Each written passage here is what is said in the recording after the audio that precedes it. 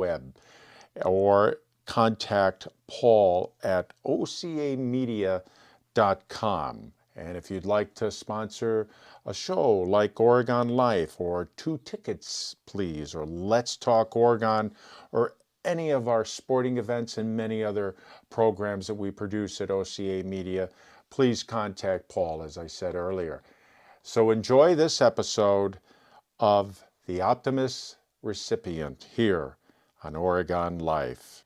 Hi, I'm Tracy Rosemeyer. I teach math at Oregon High School, and I am here to talk a little bit about why I chose Aaron Dieter to be the optimist. Sherry Pollack had sent an email out to the teachers asking us to think about someone that was a good role model, was serving the community in some way, or at least, serving even the school community here at Oregon High School, or just a kind, compassionate person who always was very optimistic. And Aaron Dieter is just a person that exemplifies that to the max. He has always been a good math student. So in the math classroom, he has always been someone that I kind of go to when I'm looking for a resource to help students that are falling behind. So I had him as an Algebra 2 student and knew that he was such a kind, compassionate person. But then I actually asked him for the last 2 years if he could help tutor some students and co-teach with my classes, and he was more than willing to give of his time, before school, after school, first hour when he could have had student release, or eighth hour when he could have had student release, really make a difference. And I know that as a teacher who's taught for 32 years, but Aaron doesn't know that. He does, I know, recognize that he offers those characteristics and those traits. I'm sure he recognizes it, but such a valuable thing for him to carry throughout his life. And he came to mind right away, and he should be recognized for the service he gives back in so many ways, whether it be intentional or not. So I'm so happy that I had the opportunity to work with him. I'm so appreciative of all the time he's given to me, and we'll truly miss him next year as he heads on to UW-Madison. So he's definitely deserving of this award. Hello, my name is Aaron Dieter, and I'm a senior at the Oregon High School, and I was an optimist recipient. And I just got an email from Miss Pollock, and it said that Miss Rosemeyer nominated me for the award, and I was a little surprised, but I remember my brother actually got nominated for it as well. So when I told my parents, they were like, "Oh, yeah, another one." So that was pretty cool. But then when the award ceremony came around, just headed over there, and it was honestly pretty cool. I haven't experienced something like that, because it's really interesting how all these like-minded people got to share these ideals, and it's really cool how they're trying to get people more optimistic. It's good that they're trying to make this great community, and I really enjoy how they're trying to make the community as great as possible. So one part about the creed that really resonated with me was the part where it said to think only of the best, to work only for the best, and to expect only the best. And that really just resonated with me, because I've always been taught to try my best constantly in school or sports or whatever it is I'm doing, because I've come to this ideology that, like, what's the point in doing anything if I'm not gonna try my best at it? So I've always come back to that whenever I get stuck with motivation, and so that's been a guiding principle in my life.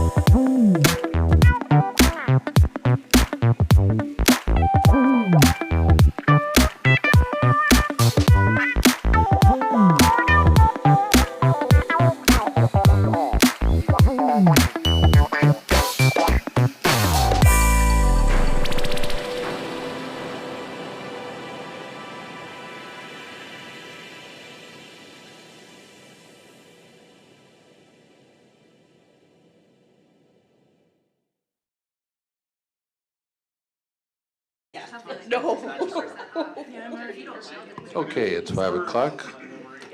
Let's get started. I'm calling to order the Village Board of Oregon for Monday, January 6th, 2025.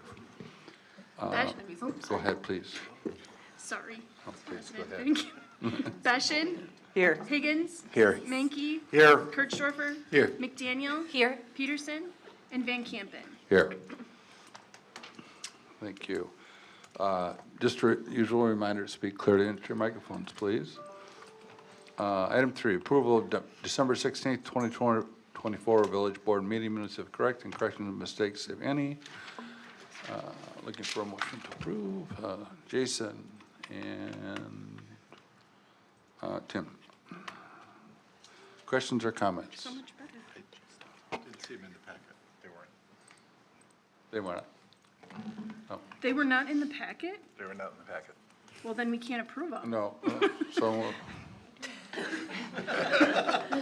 They'll be in next packet. How's we that? will postpone to the next meeting. I would withdraw and make it a motion. Technically, I need the motion withdrawn. Yes. Thank you. Item 4, public appearances, comments, and communications item for discussion and or possible action. A, public comment. This part of the agenda allows members of the public to provide information to the village board, including items both on and off the agenda. 15 minutes will be provided for this item with a 3-minute maximum per speaker. We have one registered, Jill Ellis, who'd like to speak on the signalization of County Highway CC and Alpine. Let's come up.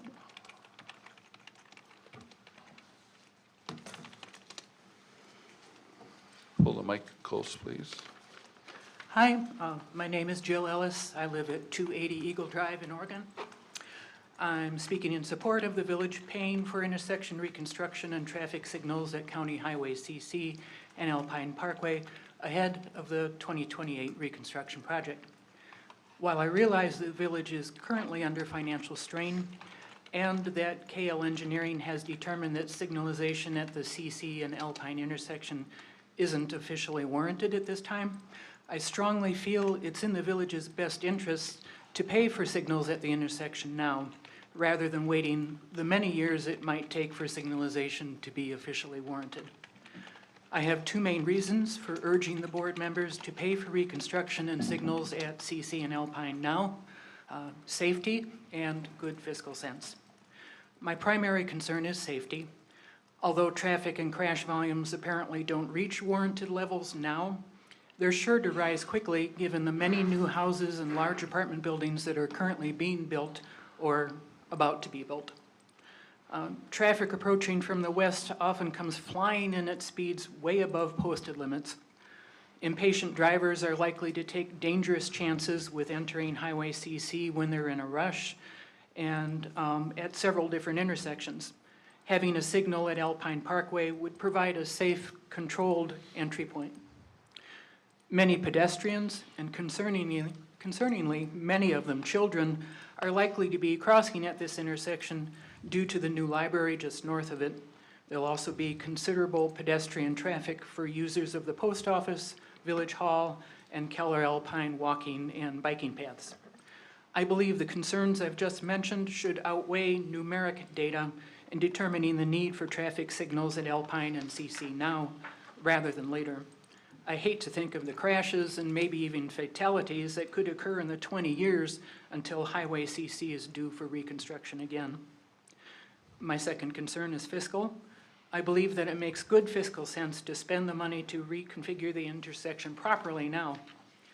Doing it properly now would be the most efficient use of funds for roadway design and for utility and stormwater relocation. Waiting to add signals later would add considerable cost to reconfigure the work that's done in 2028. We could take advantage of Dane County cost sharing for the storm sewers if we go ahead with reconstruction and signalization now. We could also take advantage of existing funds contributed by developers for improvement of Highway CC. So board members, please authorize the village's payment to reconfigure and signalize this intersection now rather than later. Thank you for your consideration of this important issue. Thank you. Thank you. Anyone else for public comments? Okay, moving on. 4B, presentation from KL Engineering Incorporated regarding the County Truck Highway CC, Jefferson Street, corridor study between County Truck Highway D and Ash Street. Let's come up.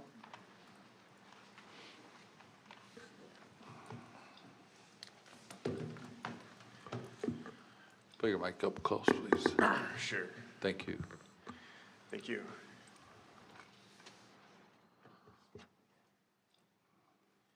And we appreciate the opportunity to present to the board tonight and to work with village staff so far on this study. I think the previous speaker pretty much covered everything, so. And we're done.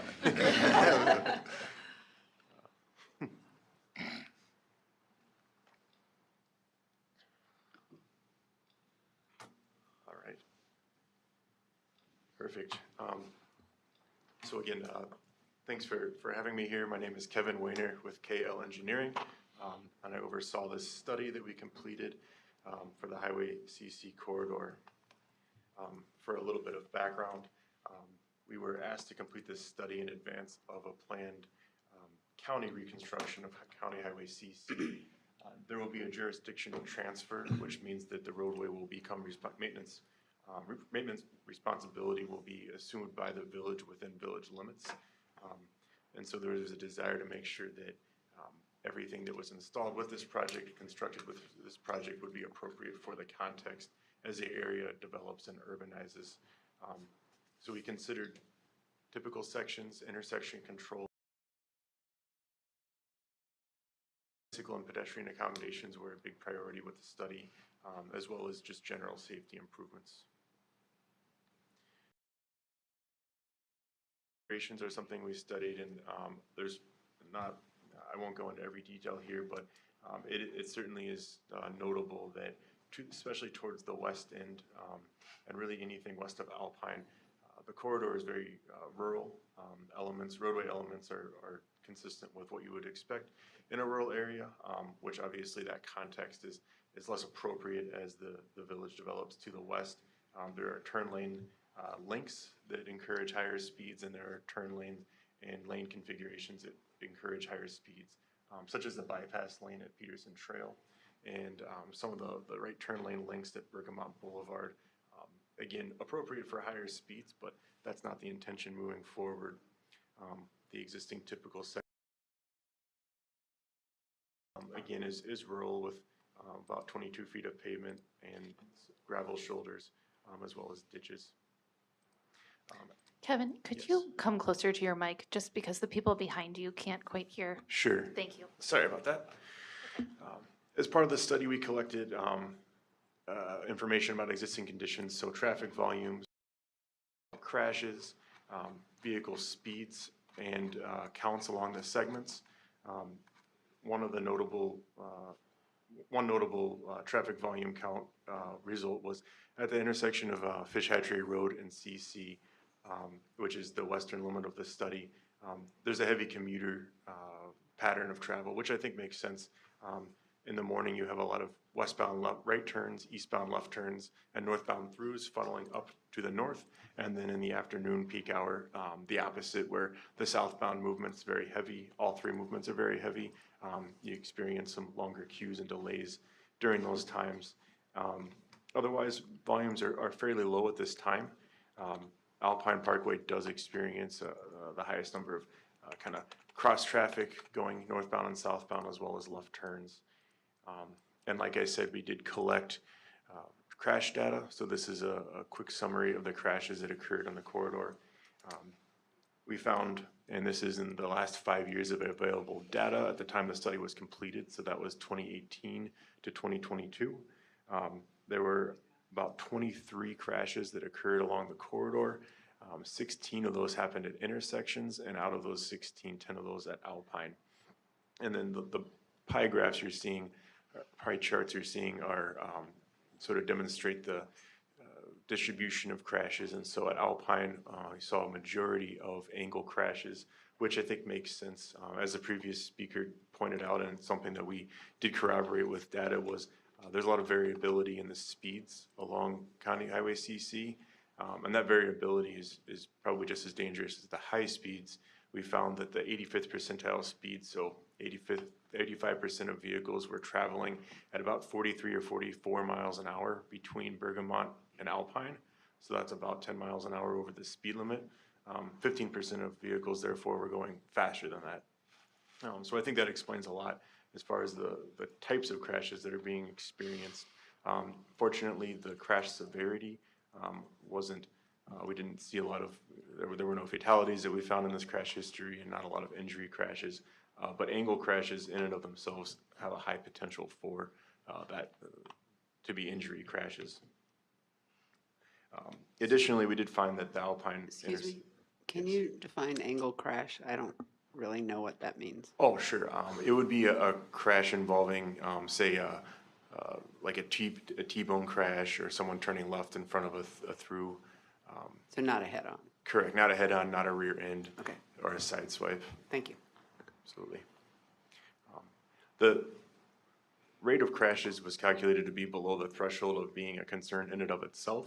However, the pattern of angle crashes certainly is something that causes concern. Finally, we did take a look at existing traffic operations, and so these are based off of the traffic counts that we took in April of 2024. All of the intersections were operating with good level of service using the standard methodology highway capacity manual. However, we did observe operations in the field. One thing in particular we noted was southbound at Highway CC and Fish Hatchery Road, queues in the afternoon peak where vehicles were backing up. It seems like maybe people are more reluctant to enter the intersection than is standardized in the traffic models. And then something that we noticed and was noted as well is Alpine, northbound and southbound, people kind of pulling up next to each other make it hard for people to kind of see and take gaps. So I don't know if, I believe that some of this might be a little bit optimistic. So that kind of concludes the existing conditions that we evaluated. The traffic study being in support of a design project took a 20-year horizon year into account. And so in order to do that, we forecasted traffic into that design year into I believe we ended up with a year 2026 construction year assumption when we started the study and when we chose the horizon year. So the numbers would be slightly off, but we chose a background traffic growth rate of 1%, which contributed very little. We also, however, accounted for planned development along the corridor, both specifically planned and proposed developments, as well as making assumptions for land that doesn't have a particular site plan proposed yet. And so we did include in year 2026, you'll see construction year and horizon year referenced as I move forward. We did assume that the Regency property management development, the North Point Apartments, the Postal Service, or the Postal Office, the Bergamot Townhomes, and Highlands of Netherwood, we assumed all those would be complete, and those are included in the year 2026 numbers. The postal office, if you're wondering, that was not open when we conducted traffic counts. So that's treated like some of these developments where we completed trip generation and assignment to layer it back onto the other traffic. The remaining the remaining developments were assumed to be completed 100% by year 2026. And this is just a quick summary of those developments and each of their level of contribution. So next we studied each of the intersections as well as the corridor for appropriate typical sections. One of the things that we did when evaluating the intersections, we considered the stop control condition that's existing right now. We considered traffic signal conditions or traffic signal control as well as roundabout control. For traffic signal control, one of the things that is typical to do is to complete a traffic signal warrant analysis. This was done for the existing year, and you'll see the year 2026 and 2046 based off of the assumptions that I just laid out. Traffic signal warrant is something that is typically based off of volumes. There are a few special cases involving things such as schools, proximity to railroad tracks, but typically it's a volume-based analysis that we complete. And the main volume-based analysis, warrant analysis, these are the peak hour, the 4 hour, and the 8 hour. And each of those take into account the amount of kind of conflict at the intersection and how appropriate a traffic signal would be based off of that. Some background on that is included in the manual on uniform traffic control devices, which is a manual that is adopted by federal law and then required to be adopted therefore by Wisconsin state law. These warrants suggest when you should consider a traffic signal.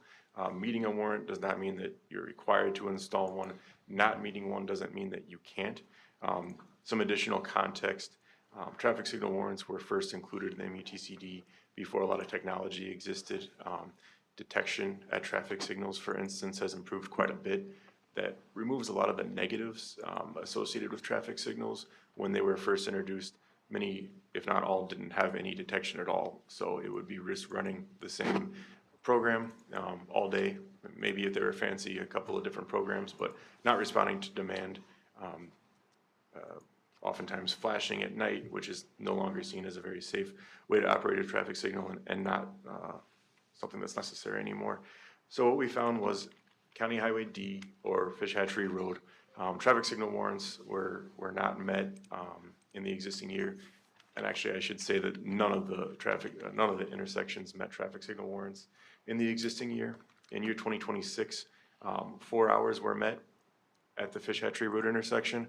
The 4 hour warrant, that is, and the reason there are different warrants is the 4 hour warrant, if it's met, kind of applies to intersections that are very peaky, if you will, like this one where you have a lot of commuter traffic. So there's maybe more conflict during a fewer number of hours as opposed to the 8 hour traffic signal warrants that represent conditions where there's maybe less conflict, but it, of course, is happening over a greater portion of the day.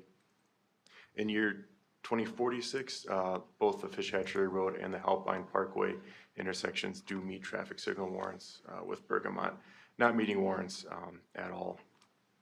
So then what we did was we took all of the traffic volumes and we took the existing conditions as well as the two other alternatives, signal and roundabout, and analyzed the alternatives.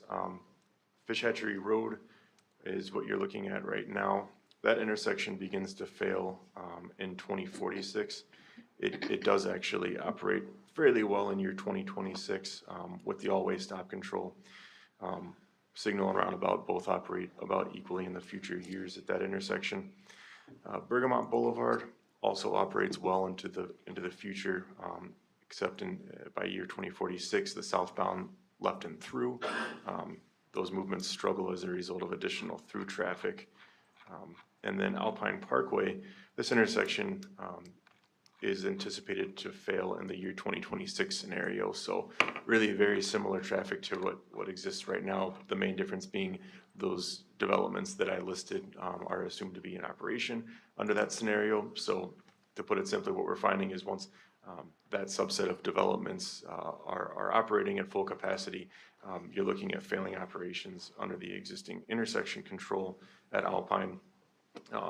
Much worse operations in the year 2046. This intersection operates a little bit better in year 2046 as a traffic signal. In the earlier years, it's kind of a wash as far as operations go, but both alternatives work very well into the future. So next, I'm going to talk about our recommendation. Excuse me, I got a little lost in the explanation between the years. So you're saying that the Alpine CC fails in 2026 as it's currently operated? Did I hear that correctly? That's correct, and that's assuming that the developments that I had listed previously come online. Okay, So that's really the biggest difference, because we're assuming about a 1% background growth in traffic. So 2 years of 1% growth isn't changing much. What changes between now and 2026 in this scenario are those developments. all right, thank you. I just wanted to make sure I heard you correctly. Absolutely. Which are these developments right here. As long as we're taking it across. Yeah. You talked about the level of service. It gives it a letter category. How bad is an F? How bad is an E? Sure. Is F a fail? Absolutely. Yeah, I mean, levels of service E and F would be considered failing at intersections like this. It would be fairly uncomfortable at stop control intersections. E and F are in the ballpark of, say, 50 seconds or so of average delay plus per user, which on an average basis, that's quite a bit of delay.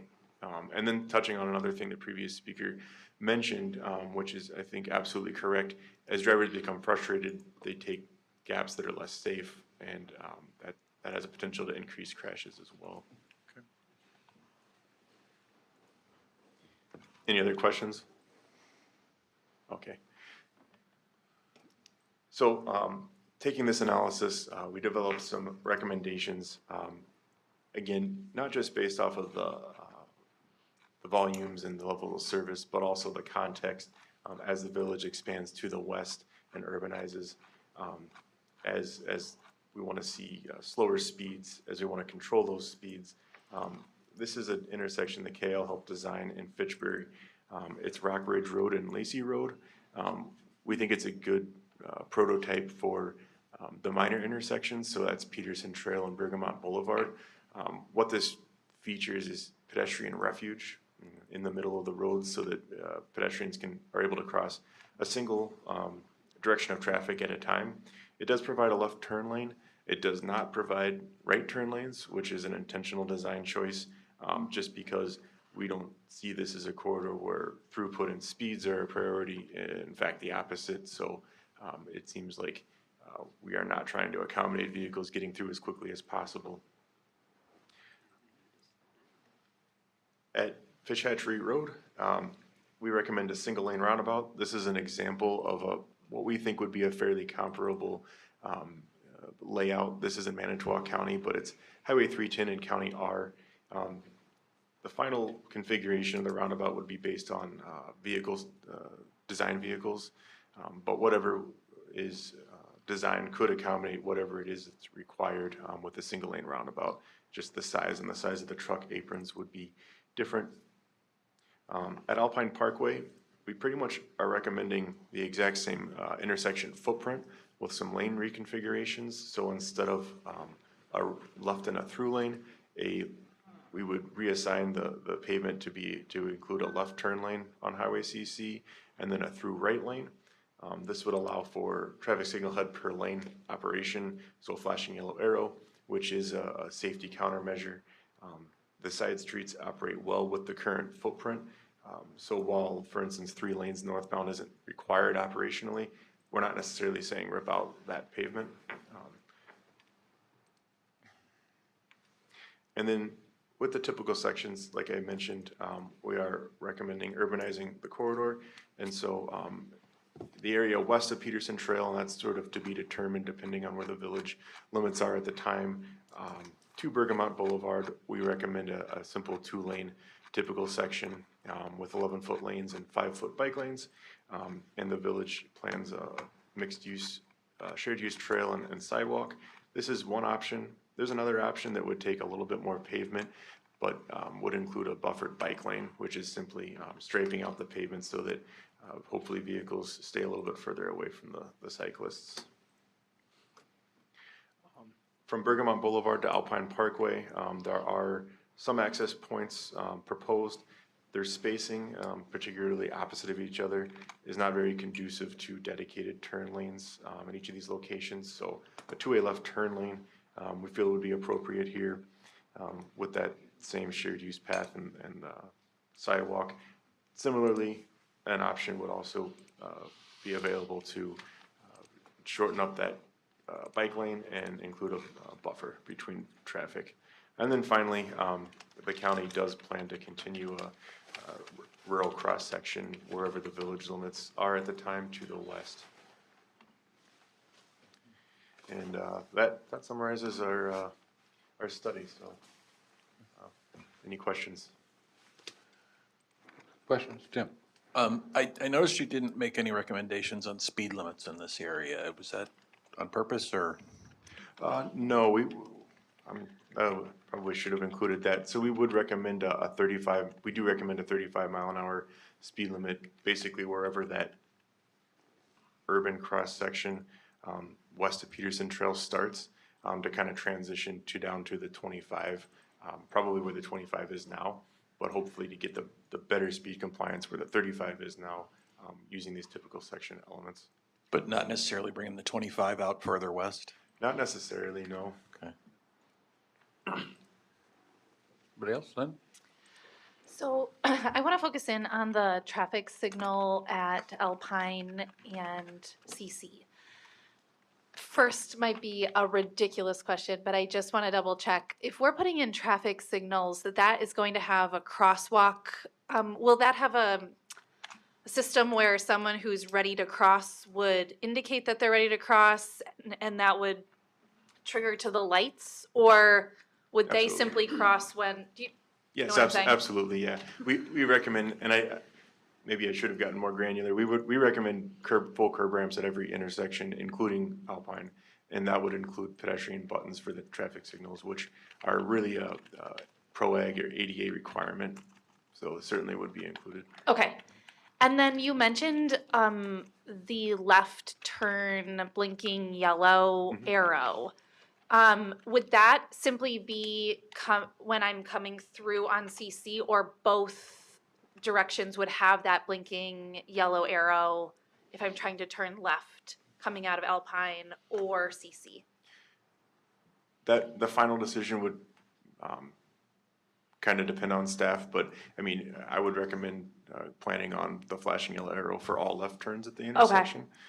There could be some cost implications to that because there's the need for enough traffic signal heads to have a separate head for the left turn lane, which is kind of part and parcel. Head per lane, flashing yellow arrow are kind of tied together because in order to have the flashing yellow arrow, you need a separate traffic signal head for the left turn movement. And so sometimes if you have additional heads, you need monotube equipment. If that is a familiar term, but it's those larger structures with a single arm instead of the trombone arms, which I think almost, if not all the village signals have the trombone arms. Huge cost differential between those structures. Interesting. So sometimes side streets will stick with kind of more traditional, just 2 3-ball heads, and the main line will have the more expensive structures to accommodate that configuration. Okay, thank you. Anybody else? Lauren, did you have additional comments or? I think just much of kind of what is probably important to consider tonight was written in the memo. The one thing that I will just kind of discuss briefly is we did have a meeting, we being Kevin and his team, a group of village staff, and then Dane County to discuss this study and where we want to go with it, knowing that the CC project is planned for 2028 construction.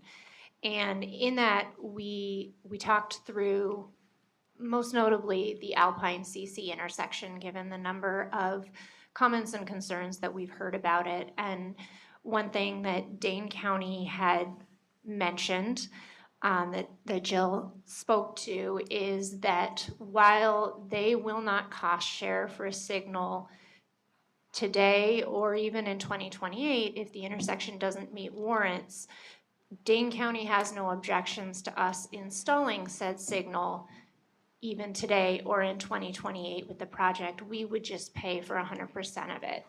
They also said that should budgets allow, if we were to move this forward as a standalone intersection project, they would be inclined to pay for their half of the roadway improvements, just as they would were this done with a larger project in 2028. So they were quite inclined to be flexible as much as they could to allow the village to do what they felt was really necessary for this community.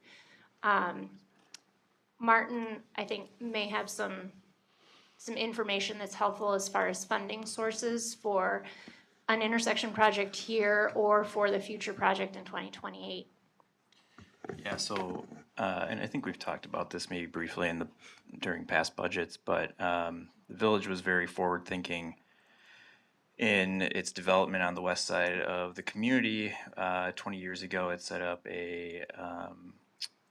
basically like a service area where developers, as they develop, contribute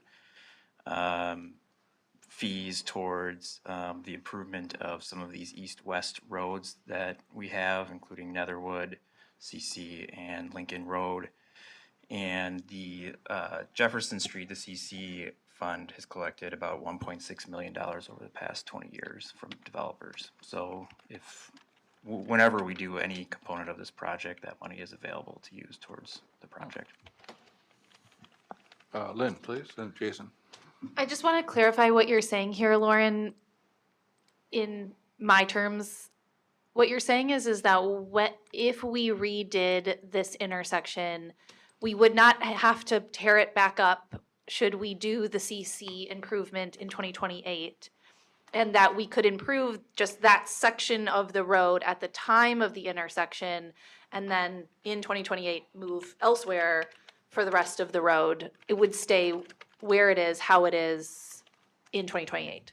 That's 100% correct. So the idea would be that we would do enough preliminary design on the full corridor to ensure that this road or this intersection would match into what's eventually planned for this corridor. And then a really good analog is the Janesville Street and Perry Parkway intersection that was done a year ahead of the full Janesville Street project. So one benefit to doing it this way, among others, is that that intersection would remain open through any future full CC project and allow a little bit more access through there. But the idea would not be to rip it up again. It would be done when it was done. Thank you. Jason and Carly.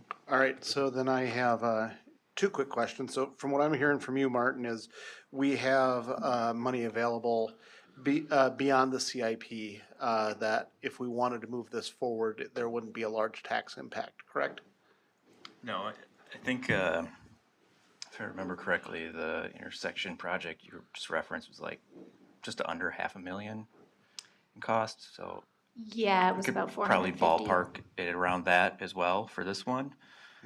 So we can use, $500,000 of that 1.6 million that's designated for this corridor project. Yeah. And my second question is, because this is under the public appearances section, but at the bottom of the memo, it says village staff are seeking direction from the village board. Does that mean it's appropriate at this point in the agenda to state an opinion about what we'd like to do? Sure. Although I guess I'd like to address Carlene's question first. Okay. And then I'll come back to you, Jason. Okay. I just want to put an and on what the question that Lynn had. So the full project would be outlined. What's happening at Alpine would be part of the full project and the only part being done. And the county would cover their part of that full project at the time that it's being done, even though it's not part of the other. Correct. The county would step in and cover their eligible costs in those two parts. So as these projects were being done, they would cover the cost at that time. So even though they wouldn't cover because it's not warranted, according to the study, they would cover part because it's part of a bigger project later on. Correct. So There are kind of two aspects to this project. There is the roadway improvements that come with any jurisdictional transfer project. And the thought behind that is that when the county does transfer a road, they know that a municipality doesn't want to take a road that's falling apart. And so they will always pay for that full reconstruction of the roadway, of eligible costs in the roadway. And then there's the signal portion. So the village would be responsible for 100% of the money needed for the signal infrastructure, but the county would cover their half of the eligible costs of just the roadway reconstruction to make it nice and new. So I have a follow-up then to that, because the way I understood the ENF, it begins to fail next year. The intersection begins to fail, is that correct, as far as in terms of the two-way? That is correct. And like I said, that is based off of the assumptions, like I said, that the developments listed here are fully operational. But yes, according to the trip generation for these, we would expect it to fail when these developments are operational. And it's 2025 now, so that's not that far off. So I'm just thinking, when would this actually happen, and might it be failing and that those things met by that time? It's just, It's very possible. perhaps the county might have some funds that would go toward it because of just what we're looking at in terms of time and how long these projects take. It is possible. One thing that Kevin can speak to better than I can is there are these different warrants that an intersection can meet, and Dane County considers, I believe, only one of those. Isn't the 8-hour? Correct. I would be comfortable saying pretty definitively, very definitively, that the county will not agree to cost share based off of warrant analysis anytime soon, based off of the numbers in development. Okay, I'll be right back to you, Jason. Just procedurally, I'd like to first I'd like to, the chair to entertain a motion to accept the report. So Tim and Tom, discussion on that. Hearing none, all those in favor indicate by saying aye. Aye. Opposed, motion carries. Stay with us for a moment, Kevin. Sure. Now, Jason. Yeah, so, Back to you. if the staff is open for direction, I would like to propose that the village staff start working on this for a traffic light reconfiguration as soon as possible. For completion in what year, Jason? For completion in, well, it's 2025 already. I'm guessing it's going to take some time, so 2026. Okay. Do we have a second? I will second. Lynn, for a second? Okay. So race to second. However, there is I think there's a question here, and that is which cross section we go with. Is that correct? Is that accurate, or do you have one already that you've, or do we need to give you input, or So that am I getting ahead of it, ahead of ourselves? that would be something that the first step in all of this would be we'd start looking at hiring a design engineer Okay, for all this. right, all And right. that would come with that. Okay, great. Okay, so we have a motion, a second to design in 25, construct in 26, everything going according to plan. Tom? I guess I would like to speak in favor of supporting this, just from the standpoint that if you're talking about 2026 as a fail point, we don't want to put a signal in after the fail point. Right. Right. We want to put it in before the fail Right. point. So it sort of behooves us to move on this as quickly as possible. So I'd be in favor of this motion. Okay. Anybody else? Ditto. Lynn and Tim? The only thing I wanted to add is that obviously you looked at 3 different cross intersections. I do think that Alpine and CC is most important here, but I don't want us to lose sight of the fact that specifically that Bergamot intersection is going to quickly become quite active as well once some of these new things come online, and with a new childcare center in that vicinity.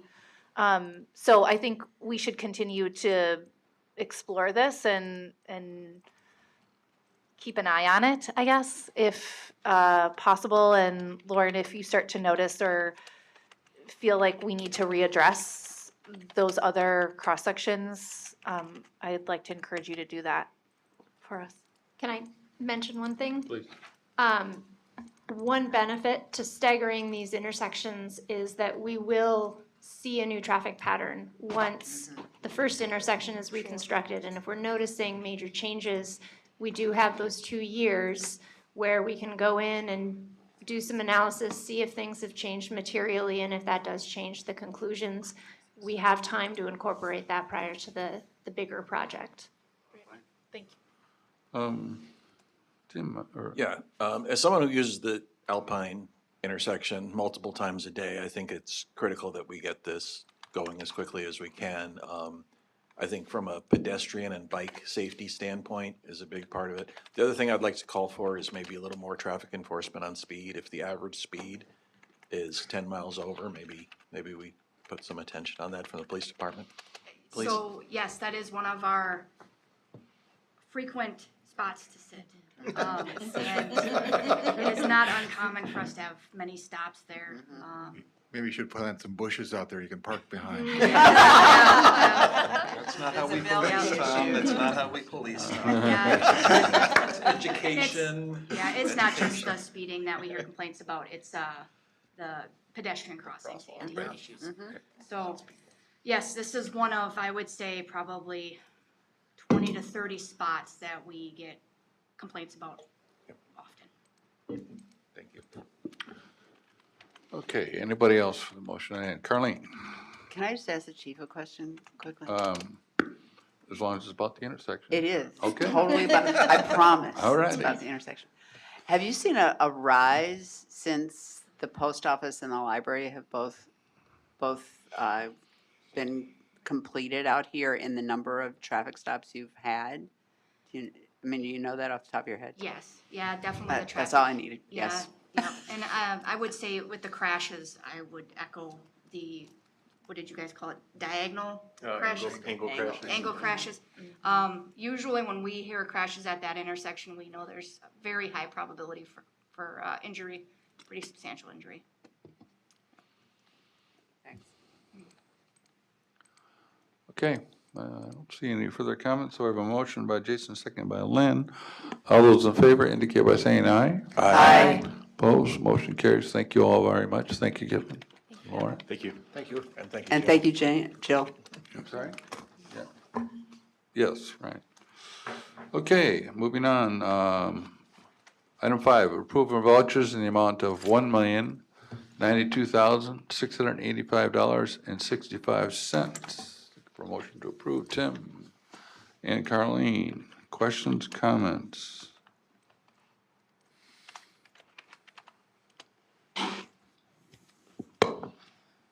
Hearing none, roll call vote, please. Peterson, Yes. Mankey, Yes. Kirchdorfer, Yes. Van Campen, Yes. Higgins, Yes. McDaniel, Yes. and Besh. Yes. Thank you. Item 6, consent agenda, staff recommendation, motion to approve the consent agenda as presented. Village President nomination of Ross Collar to serve as a member of the Ad hoc Public Transportation Committee. Jason, the motion. And Tim. Give it. All right. Questions, comments? Hearing none. All those in favor indicate by saying aye. Aye. Opposed, motion carries. Thank you. Item 7, report of committees, none. Item 8, unfinished business, item for discussion and/or possible action. A referendum to exceed property tax limits. 1, resolution number 25-01, authorizing scheduling of a referendum to exceed the property tax levy limit for the purpose of maintaining the current level of public services, including police, public works, parks, library, and senior center services. As you may have noticed this afternoon in your email, Martin has an update to the information in the packet.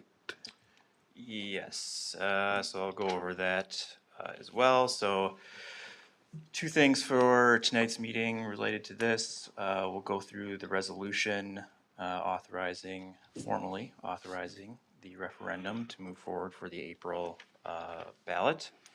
And then we also have Mia Trippi. Did I say that last name right? Okay, good. Mia Trippi here from Mueller Communications, and she is going to talk about some of the referendum education campaign and the timeline and tasks that we have for that, and we'll be happy to answer any questions and get some feedback from board members. But first, so let's talk about the resolution. So as Phil mentioned, a couple just minor changes to the numbers in the resolution that don't really change anything materially, but jive a little bit better with the Wisconsin Department of Revenue's guidance on how to put these together. So I just want to work through the referendum that is being recommended. So that's what we have on the screen here. So the first component of it is a few whereas statements, just talking a little bit about the background of what this is and sort of what we've been discussing in the journey we've had for the last 9 months or so. And then there are the resolving clauses. There's a couple of them. So the first one resolves pursuant to state law that the Village of Oregon may exceed its current levy limit as follows. Number one, the Village of Oregon may increase the property tax levy for the next fiscal year by a total of 19.116%. Again, that number is just slightly changed from the one that was in your packet, which would result in an increase in the levy of $1.95 million, which is the amount that we talked about at the last meeting. And then number two, the purpose for which the increase will be used is to maintain the current level of public services, including police, public works and parks, library, and senior center services. This gets at sort of the core of what we're talking about here with this $1.95 million increase. We want to maintain the current level of services, including those four core services right there: police, public works and parks, library, and senior center. And then the proposed increase will apply on an ongoing basis to each fiscal year beginning in 2026 and continuing thereafter. So this increase would start, if it's approved, in 2026. We'll be able to add $1.95 million to the levy. And then moving forward each year, we would have $1.95 million in the levy. And then the second resolution clause, this adopted resolution in the proposal herein shall become effective only if approved by a majority of electors in a referendum containing the following question. And so this language here is required by state law, and we input a few different items into it, and I'll go through those. So it says, under state law, the increase in the levy of the Village of Oregon for the tax to be imposed for the next fiscal year, 2026, is limited to 3.268%. Again, that number is slightly different from what's in your packet, which results in a levy of $10,200,777. Shall the Village of Oregon be allowed to exceed this limit and increase the levy for the next fiscal year, 2026, for the purpose of maintaining the current level of public services, including police, public works and parks, library, and senior center services, by a total of 19.116%, which results in a levy of $12,150,777, and on an ongoing basis include the increase of $1.95 million for each fiscal year going forward. And then there's the final resolution clause there, directing the clerk to do all the noticing and make sure that this gets on the April 1, 2025 ballot. So as far as the numbers go, I'll just go through those just really briefly. And this is the updated model that I provided to the board members by email this afternoon. So the arrival at the 3.268%, so that number, which is 2.5 in the packet, is the local government's best estimate as to the new construction percentage that would occur normally for how you can increase your levy each year. So if you do your referendum for a November ballot, you would know your net new construction percentage but when you do it in the spring, you have to use a best estimate. We don't know this. We won't know it until August or September of this year. And so the 2.5% that we had in the packet was just a best estimate based on what we've seen with building permits and things of that nature this past year. But then in Ellers, talking with the Department of Revenue, their suggestion and recommendation is that we just simply use prior year's net new construction value. So 3.268% is what our net new construction was for this last budget that we just completed, the 2025 budget. And so we will use that for this percentage in the question. The $10,200,777, which is the first levy amount referenced in the question, that is the estimated levy that the village would have for the 2026 budget. So again, we have to do a best estimate for that, and that is arrived at by, again, using the net new construction percentage, plus also estimating what our debt service payments will be for next year, which we don't know until we do our debt process for this year. So again, we have to use our best estimate there. And then the second levy amount referenced in the question, the 12.15, that's just adding the $1.95 million onto that $10.2 million.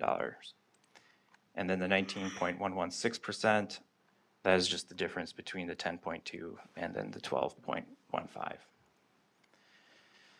As far as the narrative portion of the question, which is this part right here.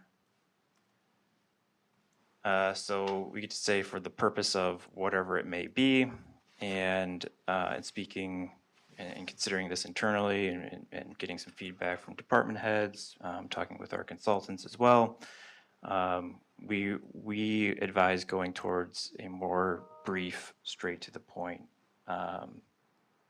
for the purpose of statement. And we tended to lean more towards something that the City of Madison and City of Monona did, which was somewhere in the packet here.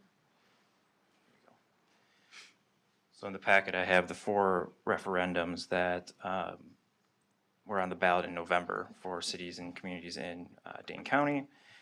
And like I said, we tended to think that what the City of Madison and City of Monona did was a little bit easier to understand, more straightforward, and got straight to the point of what they're really seeking this funding for.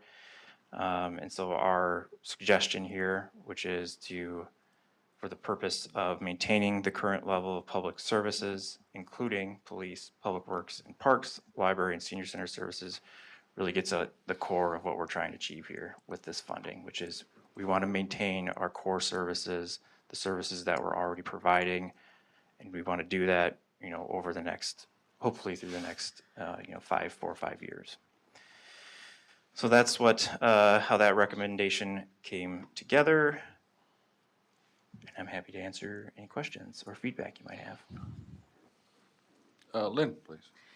So I do have a question about the narrative piece, Martin, because I did notice on both the Monona and the other one that they used the word operations. And we have come around to this conversation quite a bit in helping the public understand that there is a difference between the operations budget and the capital budget.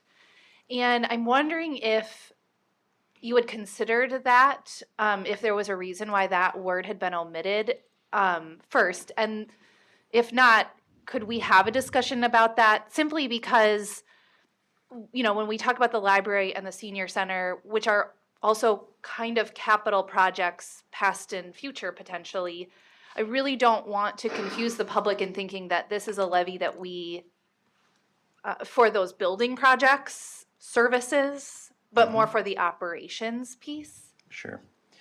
I think the thought here was to keep it as simple as possible and not to introduce anything that somebody who may not understand or may be approaching it for the first time won't have the opportunity to kind of input their own thoughts and maybe biases onto the question. So it's, in terms of like the word operations, I think we could include it.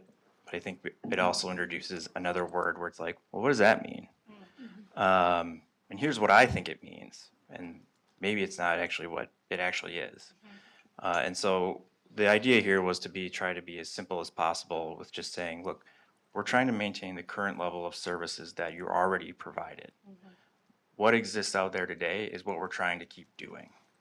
And what is that? Well, that's these core services right here. It's police, it's public works and parks, it's library, it's senior center services. And so trying to not introduce any words that may cause some confusion or, oh, wait, I don't like that. I know we had a conversation internally about like the city of Fitchburg's wording, for example, where they talked about the number of positions specifically. And one point that was made, and I think it might have actually been Phil to me, was a lot of people don't know how much staff it takes to run a police department, for example. So when you introduce the concept of 5 additional police officers, they may only think it takes 5 or 6 people to run the police department anyways. And so now you're saying, are they doubling the amount of staff here? And so we just don't want to introduce details that may confuse or somebody may be misinformed about. We really are trying to get at the core of what we're doing here is just, we want to maintain our current services. People inherently understand, they can look around and say, I understand what the current services are today. They're trying to maintain them. Here's generally what they are. Maybe I support that, maybe I don't support that. Carleen? And I just want to clarify that I understand that according to this, I mean, this is state ordinance or statute that we have to word it this way. Are we not allowed to put in parentheses, not building projects? Is that I mean, because I think that would actually really clarify that we're not asking for this money for building projects. The only thing I would say is this funding is there is some funding for building operations. Yeah, So now you introduce another layer of confusion of, well, you said it wasn't for building projects, but you're spending it on, utility costs for your buildings. What's this all about? Yeah, I do think that people understand the difference between building a building and maintaining a building. But maybe I'm wrong. But it's a question. Right. Yeah. So. I think, to your point, the language is quite a bit controlled by statute. Mm-hmm. And I think Martin and with the help of with the consultants have narrowed it down to the right words in the right places without, and as some of you heard me say during the election, don't give people a reason to vote no. Right. And adding in extraneous language that maybe over-explains, just adds confusion, as Martin said earlier. I mean, that's my thought. Jason and then Tim. Well, listening to Carleen and Lynn, I share your concerns, but as I listen to the explanations, I'm in favor of the more simple language, and it's really going to be incumbent upon village board members and hopefully the education process of us talking to people about what this is about and what this does include, and it's going to be a lot of one-on-one conversations, and I'm dedicated to that moving forward. So, Tim.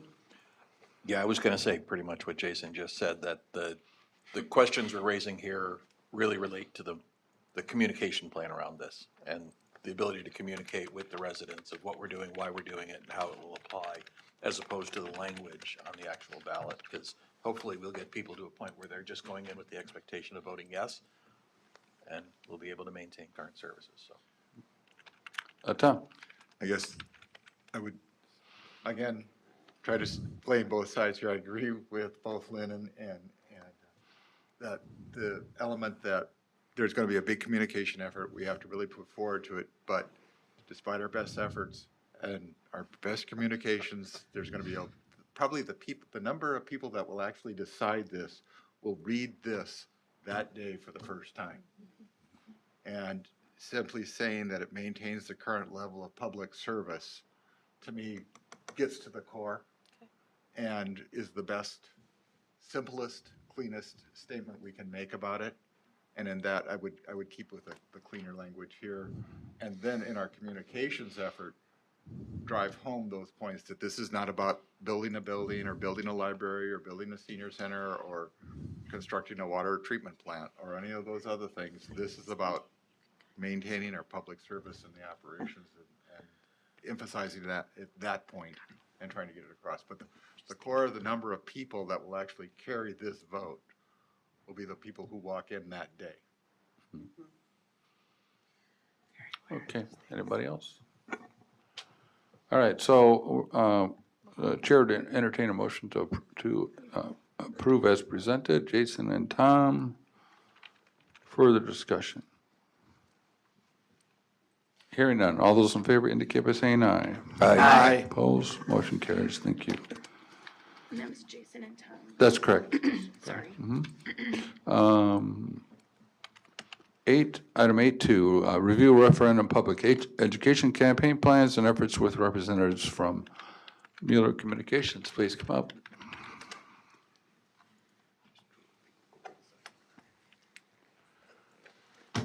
You could, Is this a good, yeah, should I lower it? bring it a little closer. I'm a little smaller. Okay. Well, thank you for having me. Happy to answer any questions that you may have, take any feedback that you may have about ideas, thoughts that you have about what you found to work really well in communicating with your constituents. I'm going to start by just kind of talking at a little bit of a high level about what we got currently planned and then some of the opportunities that we've got for continued sort of tailoring and layering in additional levels of communication. I forgot Everybody something here? at my desk or at my seat here, so I'm going to grab that.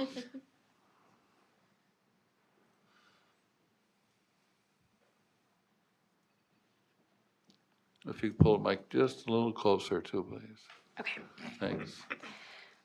Okay, so I think Martin had this up earlier too, yes.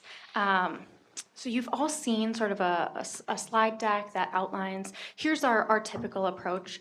I'm going to get a little bit more granular though here in this kind of high level.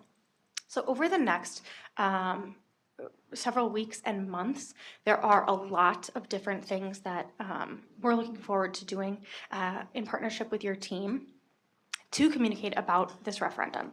As you guys have all just referenced, there's a lot here. These are really complicated topics, and this is going to be something that we want to make sure that we are talking about with folks wherever they might get their information.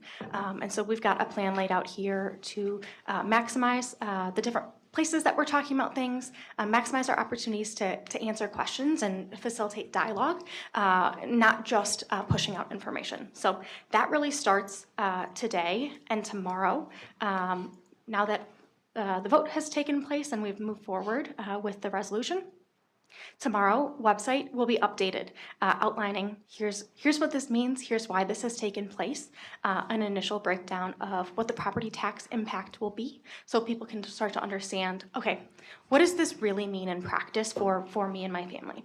That website, while it's updated, primarily tomorrow, will continue to be updated over the course of the next several months as additional pieces of collateral are developed, as maybe additional questions arise in the community that we can answer proactively online. So that'll be sort of our hub online for information about the referendum. Now, how will people know that that exists, right? Well, we are looking forward to being able to going out proactively, doing outreach to make sure that people have information, have access to this website as well. That looks like social media. A great tool. We know not everyone's on social media though. So that also looks like direct mailers. To every household in the community, we are planning to send 3 mailers about this referendum, again, to every household. First one is going to go out beginning of late January, early February, sorry to depends a little bit on timing for post office and mailing house. Second one will go out, where is that? You've got it in front of you here too. In February as well. And then about 2 weeks apart, beginning of February and then towards the end of February. Excellent, thank you. One of the things that we wanted to really be conscious of was mail-in ballots. The fact that while the election may be billed as April 1st, people aren't all voting on April 1st. There are a significant portion of our voters who may make some decisions as early as March 11th is the first date that maybe folks can get their ballots in the mailbox. So we want to make sure that they've got 2 mailers before that we are communicating with media, via social media, online, in all of these different places before that. The other factor that we're looking to have scheduled in advance of that is meetings. So maybe in this room or space like it, inviting people to come in, hear a presentation, maybe from Martin, maybe from some of you about the referendum itself, and have an opportunity to sit here, ask you all questions, make sure we're getting some clarification on what things mean. One of the first things I think people are going to probably ask is, I'm looking at that question and it says, on an ongoing basis, does that mean that the tax levy increases by $1.95 million on a compounding basis? No, it doesn't. It's a one-time permanent increase, but that's going to be a question that people have because that state requirement, that state language is sort of funky there.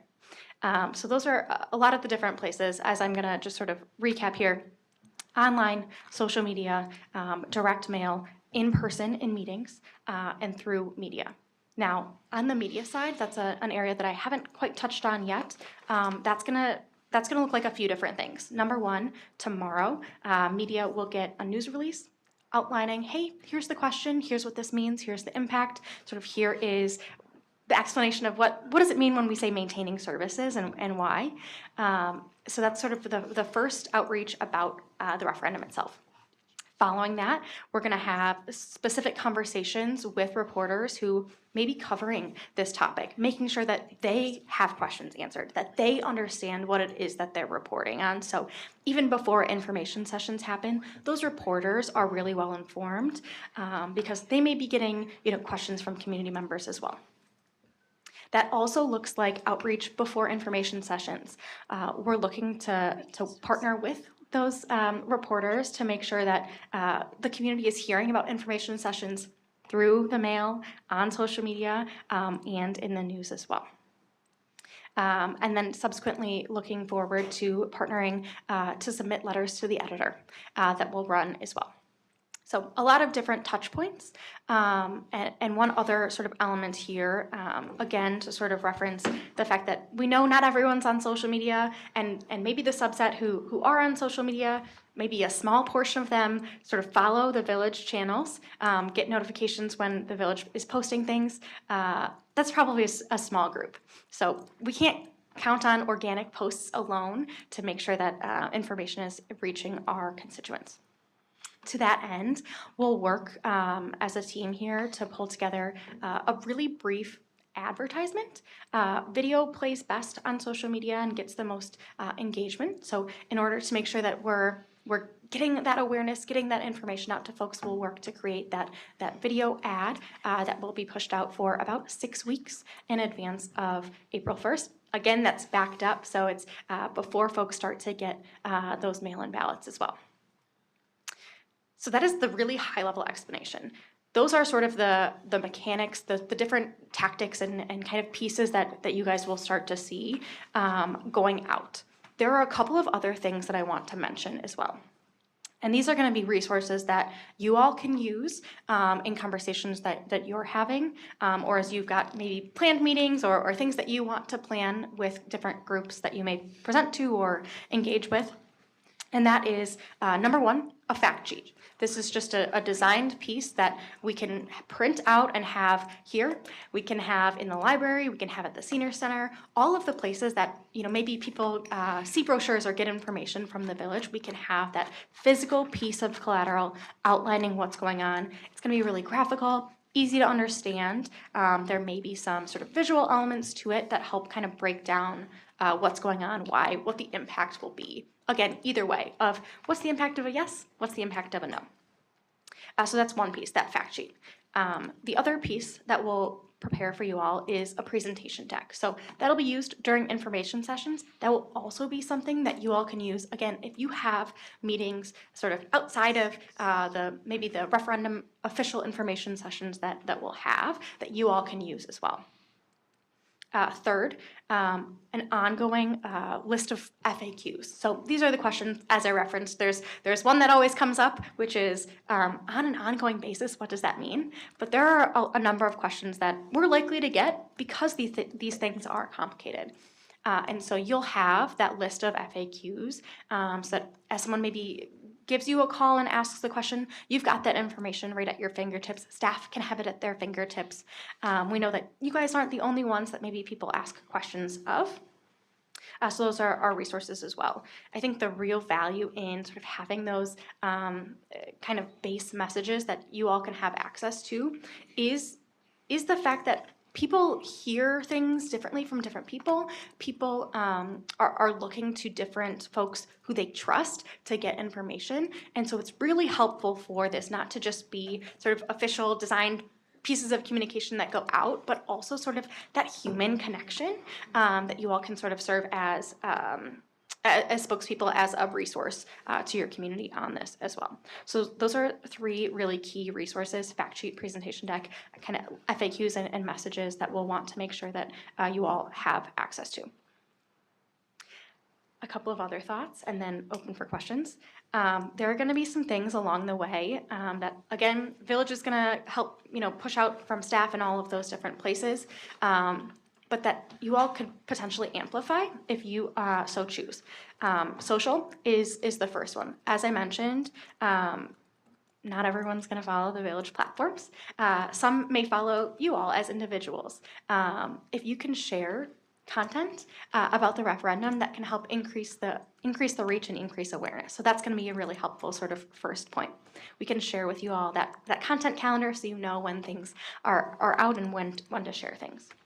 Number two, those info sessions, you may not be able to attend all of them. We may have anywhere from 1 to really however many you want to have. But if you can attend those, whether or not you're sort of formally presenting, just to be there in support, maybe to ask a question that you've heard a couple of times. Sometimes folks in the room may take in the presentation, may not think of a question that they have in that moment, but it can be helpful to hear it from others. So those are two ways that we want to make sure that you guys have off the top of your head to help engage. The other thing, as I referenced, if there are groups in the community that you have in mind that would appreciate a presentation on the referendum, if you could let us know and maybe help us schedule those conversations if that's a position that you're in, that would be really great as well. Okay, one last thing on the FAQs. We're gonna be hearing questions from folks, I'm sure. If you guys get questions from folks and there isn't already an FAQ on it, please let us know. We want to make sure, like, if one person has that question, is asking it, other people have that question. So we want to make sure that we're circulating that information throughout as well. Okay, questions? Lynn, Amanda, please. This sounds great. I'm wondering if there are people who can't make any of the presentations but still want to hear that, are any of them going to be videotaped and available for people? Great question. Ideally, yes. We'll have to figure out logistics, but that is certainly something that is really helpful to have and to live, again, on that website or to be able to push out on social as well, because We know that not everyone can come to these meetings at 5 o'clock or whatever time that is. The other thing we try and do for those info sessions is stagger timing. Maybe we have some in the evenings, but maybe we have some over the lunch hour as well. There might be folks who that works better for. Tim? So when do you expect to have those info sessions scheduled so we can get them on calendars and? We will be happy to schedule those as soon as possible. If you guys pick dates this week, that'll be great. There is no, we don't have sort of a time in mind when that will happen. It's going to sort of be in partnership with staff and sort of when rooms are available and all of those things. We do want that information to be included in that first mailer at a minimum. And so by the beginning of February, we'll want to have those figured out. Anybody else? Martin has provided some of the information to us that you have forwarded, which is Great. extremely helpful. As far as the specific things you talked about, the 3 things tonight, how soon would those be coming out? The reason I ask is if you're doing press releases, it would be nice to have that information at hand in case we Yeah, get. absolutely. Certainly, we can circulate the release before it's distributed, so you guys have it. It's in draft form right now, sort of, pending action tonight, of Sure. course. So we'll make sure you all have that. Happy to say that the messages in the FAQs are in process. Knowing that you guys have been having these conversations over the last several weeks, we've been able to sort of get in front of things and make sure that we've got drafts available. So that will be something that I think we can circulate yet this week. So you'll have those FAQs. Great. Fact sheet and presentation deck are going to take a little bit longer just because we have to get the design team involved and sort of make things beautiful. But you should have base information yet this week because truly people could start asking questions, as early as tonight. So I want you to be armed for that. Okay. Thank you. Other questions? Darlene? Who should we contact if we are affiliated with organizations that might want to host something? Great question. You can, first, Martin's always a resource, and he can loop us in. Otherwise, our team has a really easy email address that goes to all members of my team. There are 4 of us who are working on this project. It's just Oregon@millercommunications.com, so just an easy cheat code for you to contact our whole team.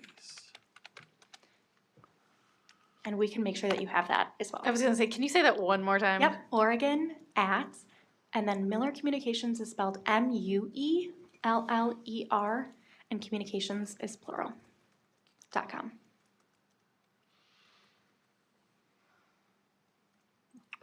Okay. No underscore.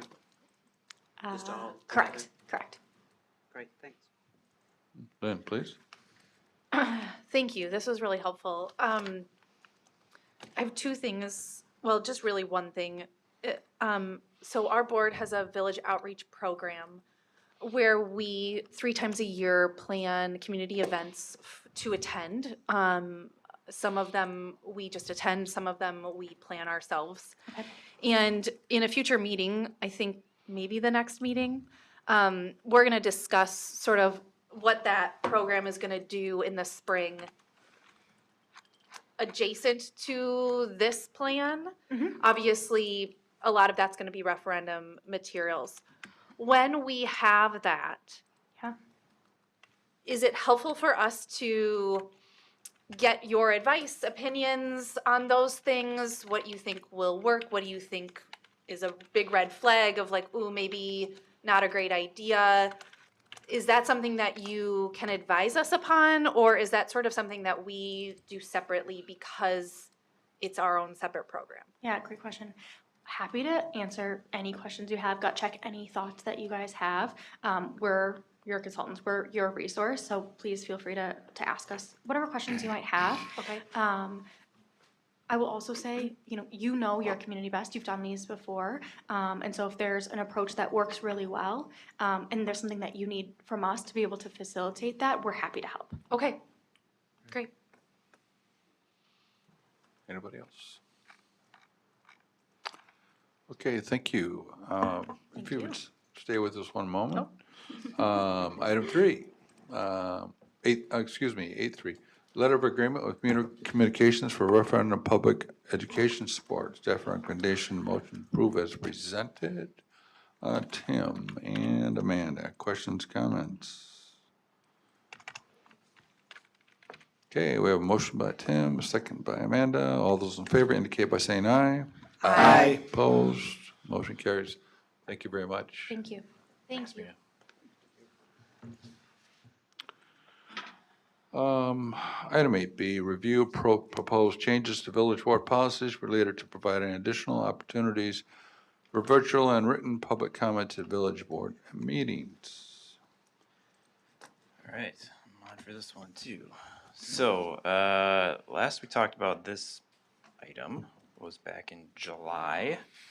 And at that time, the board had advised two things to staff, which was the board would like to see a system that allows members of the public to comment virtually during public comment portion of the meeting, and then also to set up an online form for members of the public to submit written comments for inclusion in the public comment portion of the meeting. So we've gotten around to looking at this and how we would set these things up between myself and Candy, and we feel pretty good about moving forward with a sort of operationalizing this system. And so this item has an assortment of recommended changes to various village board policies to put this into play. So I'll just go through those really quickly.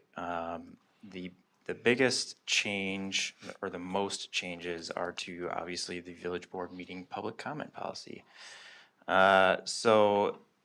This policy has the changes related to the virtual public comments that we've talked about. So added a section here regarding this.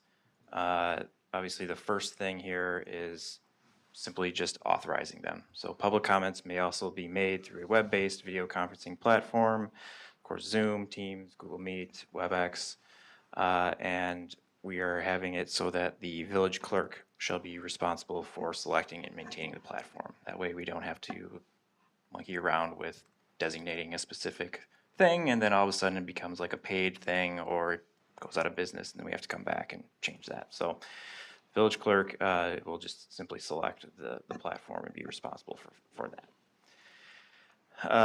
The second part here, the village clerk shall establish and maintain a virtual public comment registration form on the village website. So creating a web page with a form where people can sign up to register for virtual comments.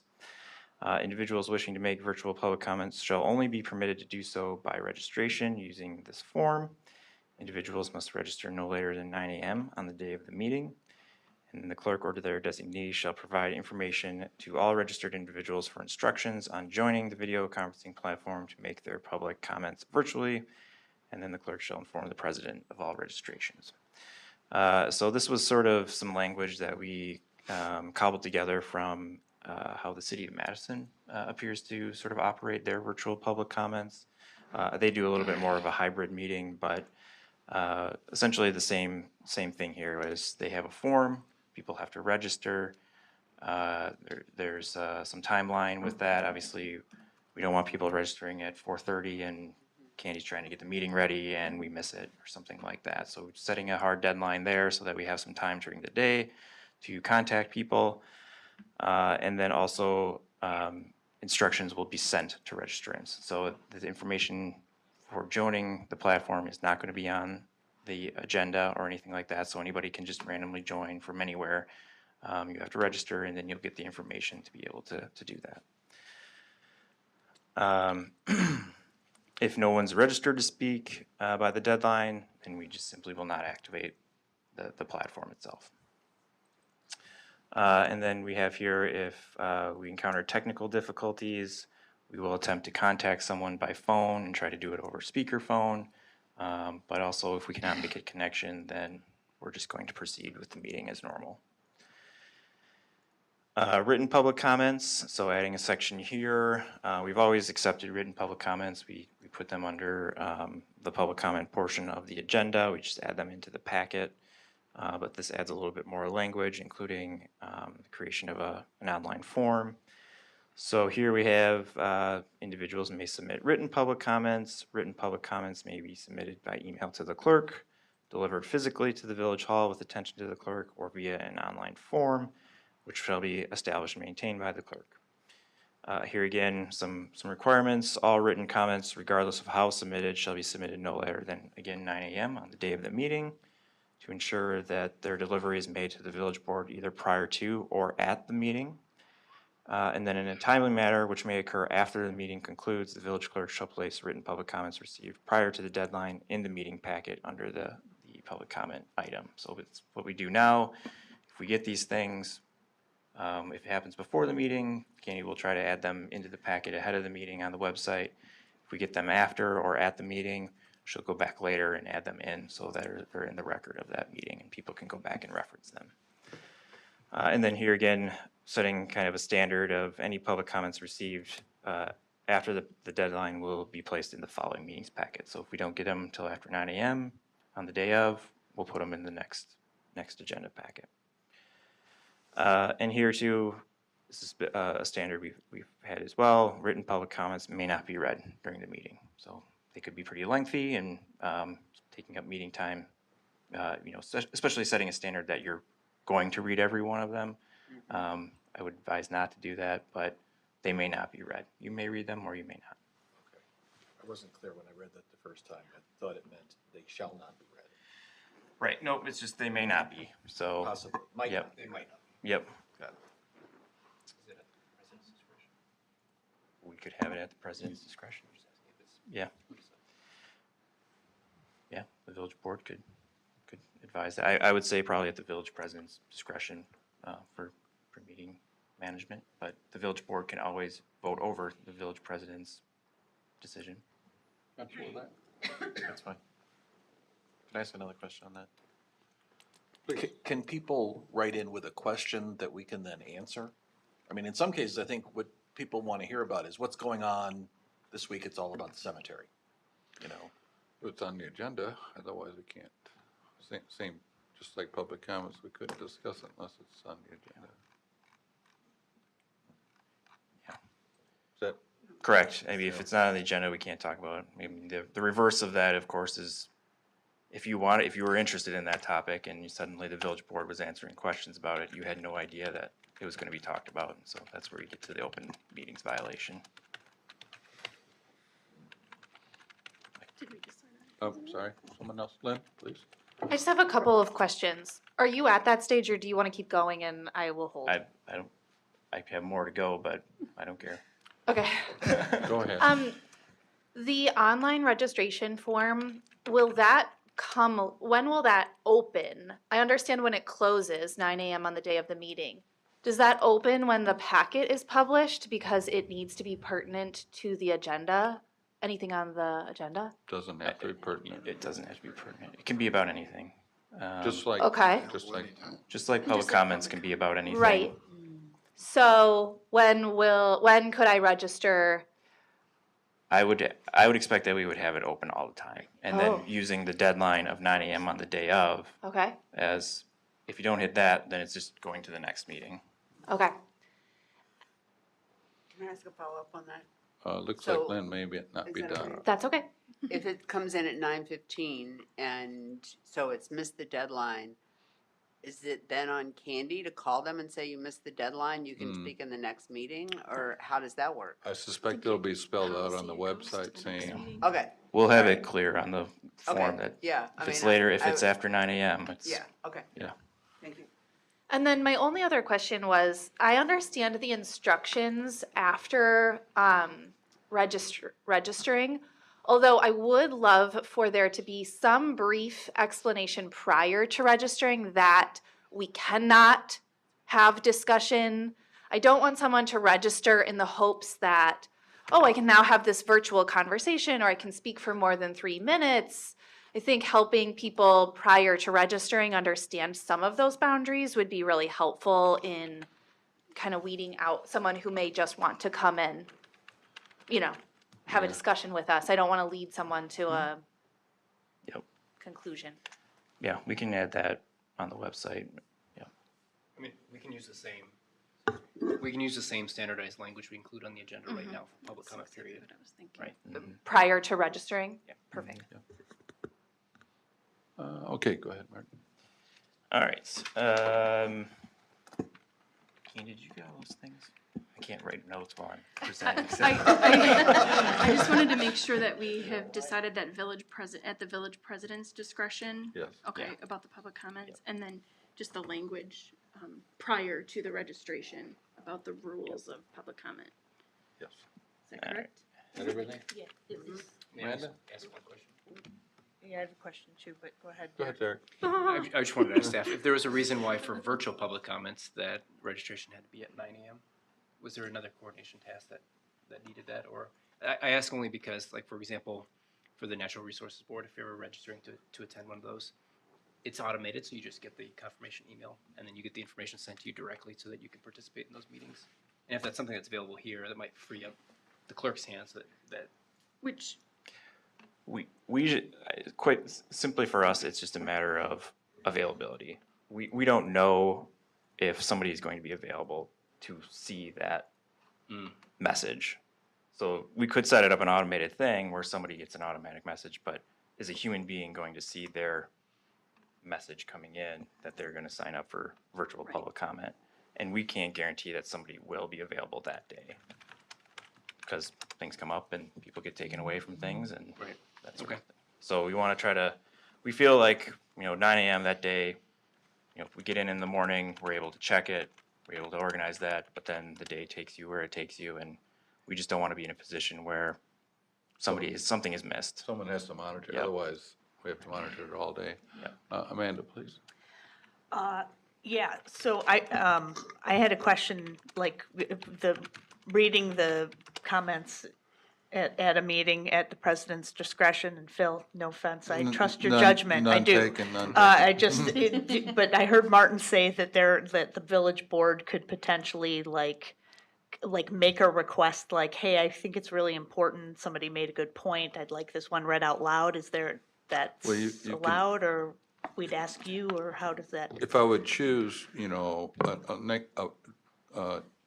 a decision either way, and this really applies any time that I make a decision, and that is, the board can overrule me by a simple majority. So if you disagree, you can make a motion to, correct me if I'm wrong. overrule the chair. You're giving away your power, Phil. You're giving away the secrets over here. Well, yeah. I just wanted to understand the process, like if we just say, hey, I'd Yeah. like to make a motion, or that we read this one out loud or something, whatever. And it's unlikely I object to that, unless, the only reason I would object probably would be if it was just rather lengthy. Right. But if you felt strong enough, I doubt that I'm gonna refuse to do so. But as a policy, I think we're probably not going to read them out loud, just, to be upfront about it. Okay, yeah. And I think that's important, and just to reinforce that is, you can imagine if we had a policy that said all written comments will be read out loud. Well, we'd have to take a recess after we read you can imagine, so. Or if there's a question in the comment where people sometimes say, how can I do this? We could not take an action on it, but we could direct that to somebody to follow up with them. Yes. Okay. Yep. All right. Okay, everybody good with that? That helps, to my question. Yeah. Yeah, and that's part of our statement on our public comment right now too, is, information can be directed to staff. So if somebody asks a question, the board can say, you could contact the Public Works Director with that question and they'll help you with that. And that's a totally fine statement in your meeting. I have one follow-up question. So if we have individuals who come and participate in the public comment session, and what happens afterwards? Are they allowed to stick around and continue to observe the meeting for the duration? Are they muted? Are they automatically kicked off at the time of the end of the public comment period? Mm-hmm. Correct, yep. Yeah. The latter? Right. The latter. Okay. Yep. Just, and I just want to clarify. So generally speaking, my policy will not read the comments. Does everybody understand that? Okay, good. All right, I wanted to make sure. Go ahead, Carly. It just feels to me like written comments are a lot like emails to the whole board, and, which is fine. And, except that they go into the record, which is different. And it would seem that if people want to have a conversation with a board member about it, they'd send an email as well to the board and then have that correspondence. Just putting it out there for people who are watching. Yeah, makes sense. Thank you. Yeah, you know, the ultimate purpose of the village board meetings is for the board to govern, right? This is your meeting to govern the organization and the community. There are better venues for back and forth, right? This is a place where you conduct the business of the village. And there's other ways that we can interact with residents. Okay, so I'm going to continue on. So, and I'll get into a little bit more of this later, but so I added some language regarding, right here, number 7, the agenda shall contain instructions for the public regarding the virtual and written public comment procedures in this policy. And then just did a couple edits here, but and then continuing, the following language shall also be included on the agenda, which is our current public comment agenda language. So the rest of the changes on some of these policies, these village board policies that you have, are really just trying to make things consistent with these new changes. So we have, of course, the agenda and packet policy. This is how we pull together agendas and packets, and a couple just relative minor changes here. We do have a section regarding public requests for placement on an agenda. So if somebody wants to put something on the agenda, we have right now, when a member of the public desires to have an item placed on the village board agenda, they shall come before the village board at the public comment portion of the agenda and request the item to be placed on a future agenda. So we're adding here, see section 3 in the village board meeting public comment policy for procedures regarding the public comment period. So again, we've now created some procedures regarding public comment in more detail and just making sure that there's no confusion about this is not some sort of different process. It's the same thing. You know, there's these options for coming before public comment. You can do it virtually. You can do it in writing. You can come in person, and the same rules apply there. We also have this B here. Requests may also be made in writing addressed to the village board requesting placement on a future agenda.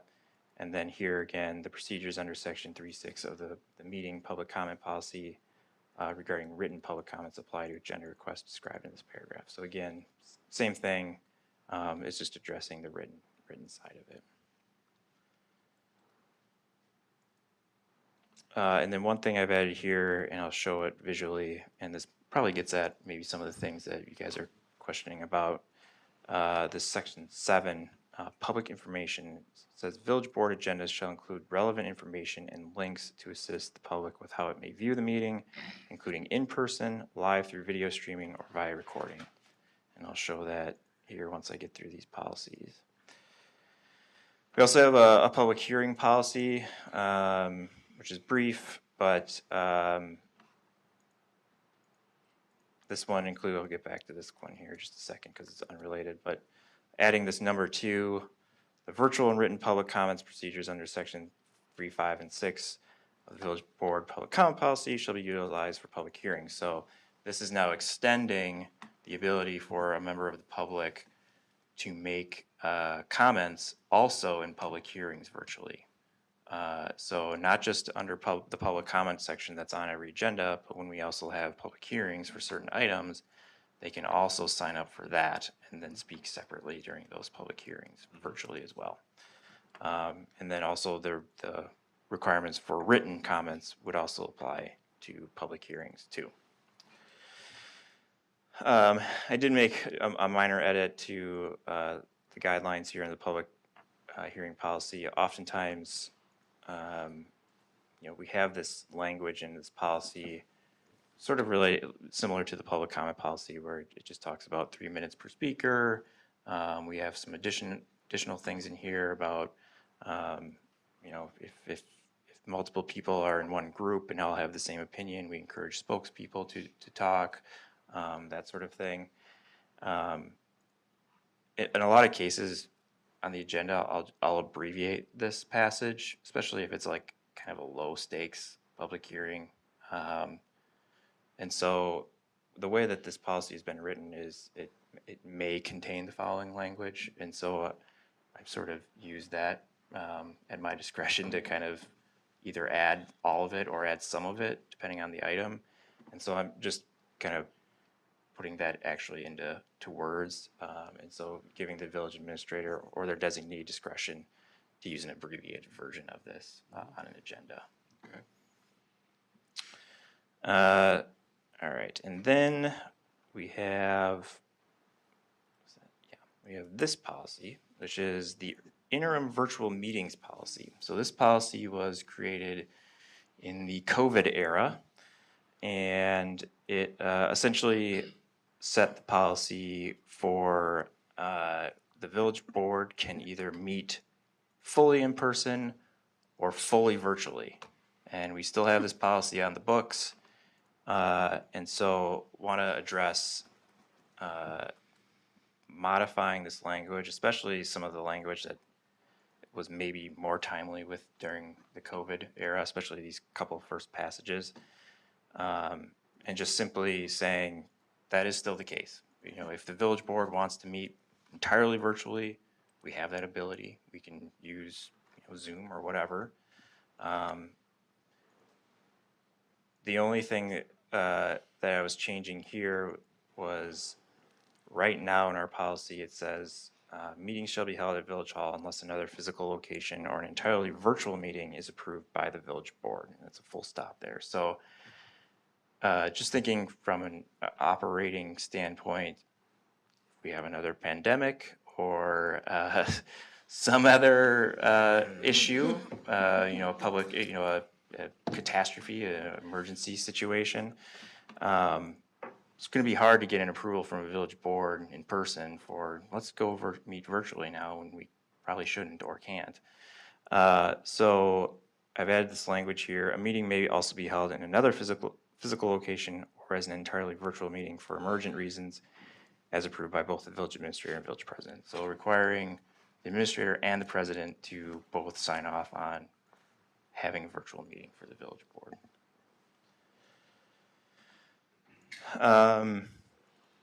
And then here again, just a kind of a minor edit. Virtual attendance shall be by an internet meeting service designated by the village board. Again, I'm sure maybe on the books right now that is Zoom, because I think we were meeting in Zoom during COVID. Again, 5 years from now, we have a pandemic and Zoom is out of business or something. And we can't use it. We can't use another service because it wasn't approved. It just kind of cleans up that the clerk can set the service. And so going back to some of the stuff that I had said before related to adding additional information to the agenda, to add some instructions or additional information and links. This is an example of what that can look like. So here's sort of our typical header that we have, public notice, the ADA information, and then adding some additional information here. Here's 3 examples that I add. Members of the public may watch the meeting in person by entering the main doors at Village Hall, proceed to the village boardroom on the 2nd floor by stairs or elevator. This meeting may also be viewed live or as a recording after the meeting is concluded on OCA Media's YouTube channel, giving the link to that. And then members of the public may provide public comments either in person or virtually. Comments may also be submitted in writing. Registration deadline for virtual comments to submit written comments is 9 a.m. on the day of the meeting. Please go to www.oregonwi.gov/speak. I think that's what we were using as the short handle. To register for virtual public comments or submit written comments. So we can expand on that, go into more detail on some other things, but that's sort of what I have in mind as far as getting more information on there for how people can go to the meeting even in person or just view it online, because I think some people don't realize that as well. Including related to Derek's question, are we going to close the virtual public comment after it's done? yes, they can go, if they want to watch virtually, they can see it live on OCA Media's website. They don't have to watch it through that venue. So those options are out there, and then instructions on some of these additional opportunities that people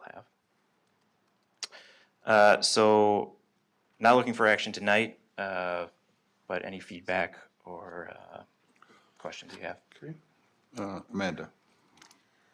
Yeah, I'm just wondering if we need to add anything as since we're making policy, as like a disclaimer that if there are technological difficulties that OCA Media has, that we, we'll try to fix it, as best we can, but if we can't, we're not liable for that or whatever, technology fails.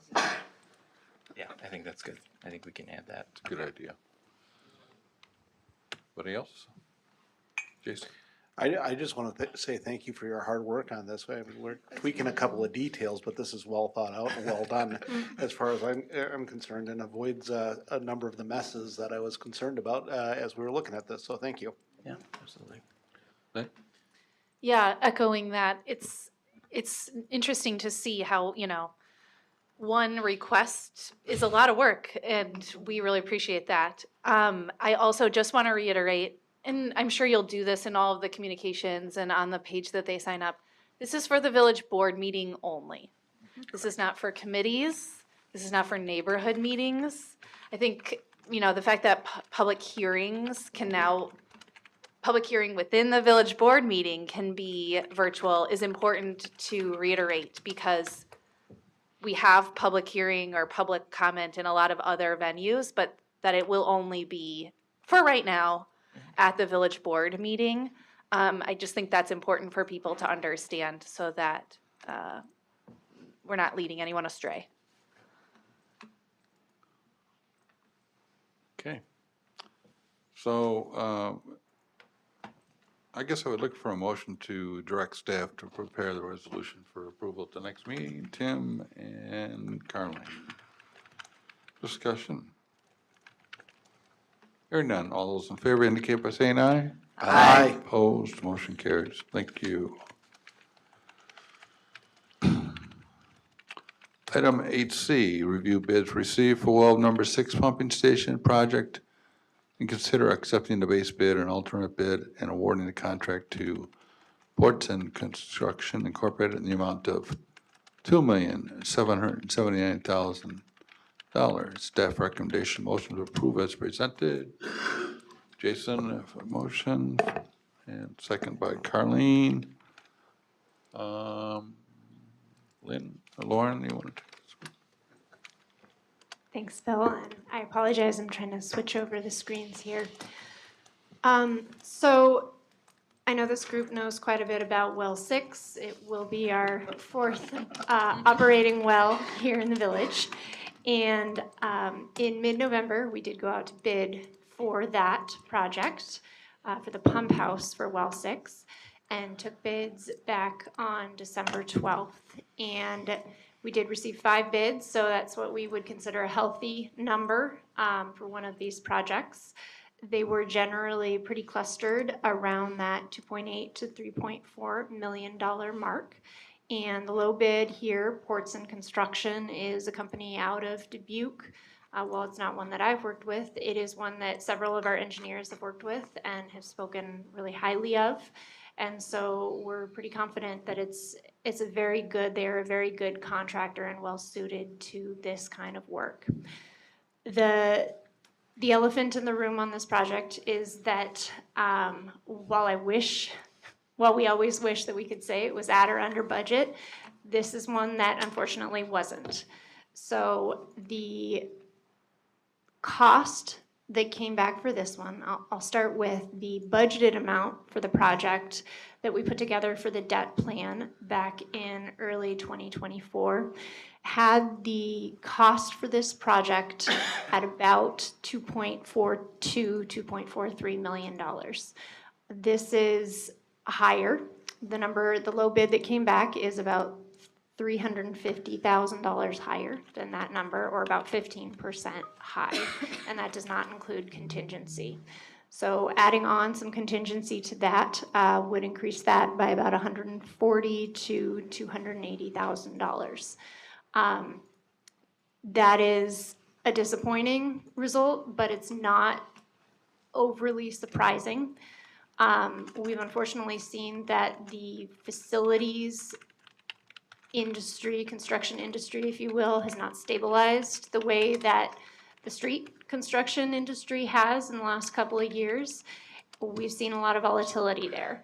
And so these numbers, we checked them with other engineers, with other members of the Rupert-Milky team, and pretty much everyone universally came back saying, yeah, those are really reasonable numbers based on what we're seeing in the market these days. It's just kind of where it is at this point. So one thing to kind of consider as we discuss this is that fortunately for us, we have saved quite a bit of money on water utility projects this year and going into next year that we're working on. So while it's great to come in under where we wanted to be, the second benefit to saving that money is that we have a little bit of cushion in situations like this. And I went ahead and just added some numbers, mostly just for context for the board to kind of consider where we did come in under on some of those projects and how that might offset and will offset this project here. Corey Horton with Rupert-Milky is here tonight as well. We can kind of answer technical questions for you guys, kind of what, any questions that you might have about this. But one thing that I'd like to make clear, and I think Corey will as well, is that our recommendation, based on everything that we've heard and dug into, is to move forward with this bid and this project. We don't think it would benefit the village to try to go out for bid again on this, and in fact could hurt the village. We don't think numbers would come in lower, and quite frankly, you run the risk of kind of upsetting the contractors that already put forward this bid that was their best number. It's very, very possible, if not probable, that they might come in higher. And so given what we've seen, we would recommend moving ahead with these bids. Okay, did you have something just here for questions, Corey, or something else to add? Yes, definitely here for questions. I guess the only other thing that I would add, like Lauren mentioned, the environment that we're bidding in right now is very unusual kind of for the water market.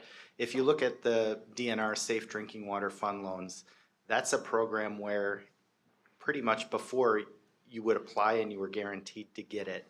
They've just been overwhelmed with how many projects that they have. There was a lot of pent-up demand because of COVID, because of policies at the state level, to where everybody is doing water projects right now. So supply and demand, there's a lot of work out there, not a lot of contractors doing this, so prices go up. I guess the only other thing I will add too is this pumping station is also providing a boosted pressure zone that is needed for the Highlands of Netherwood development.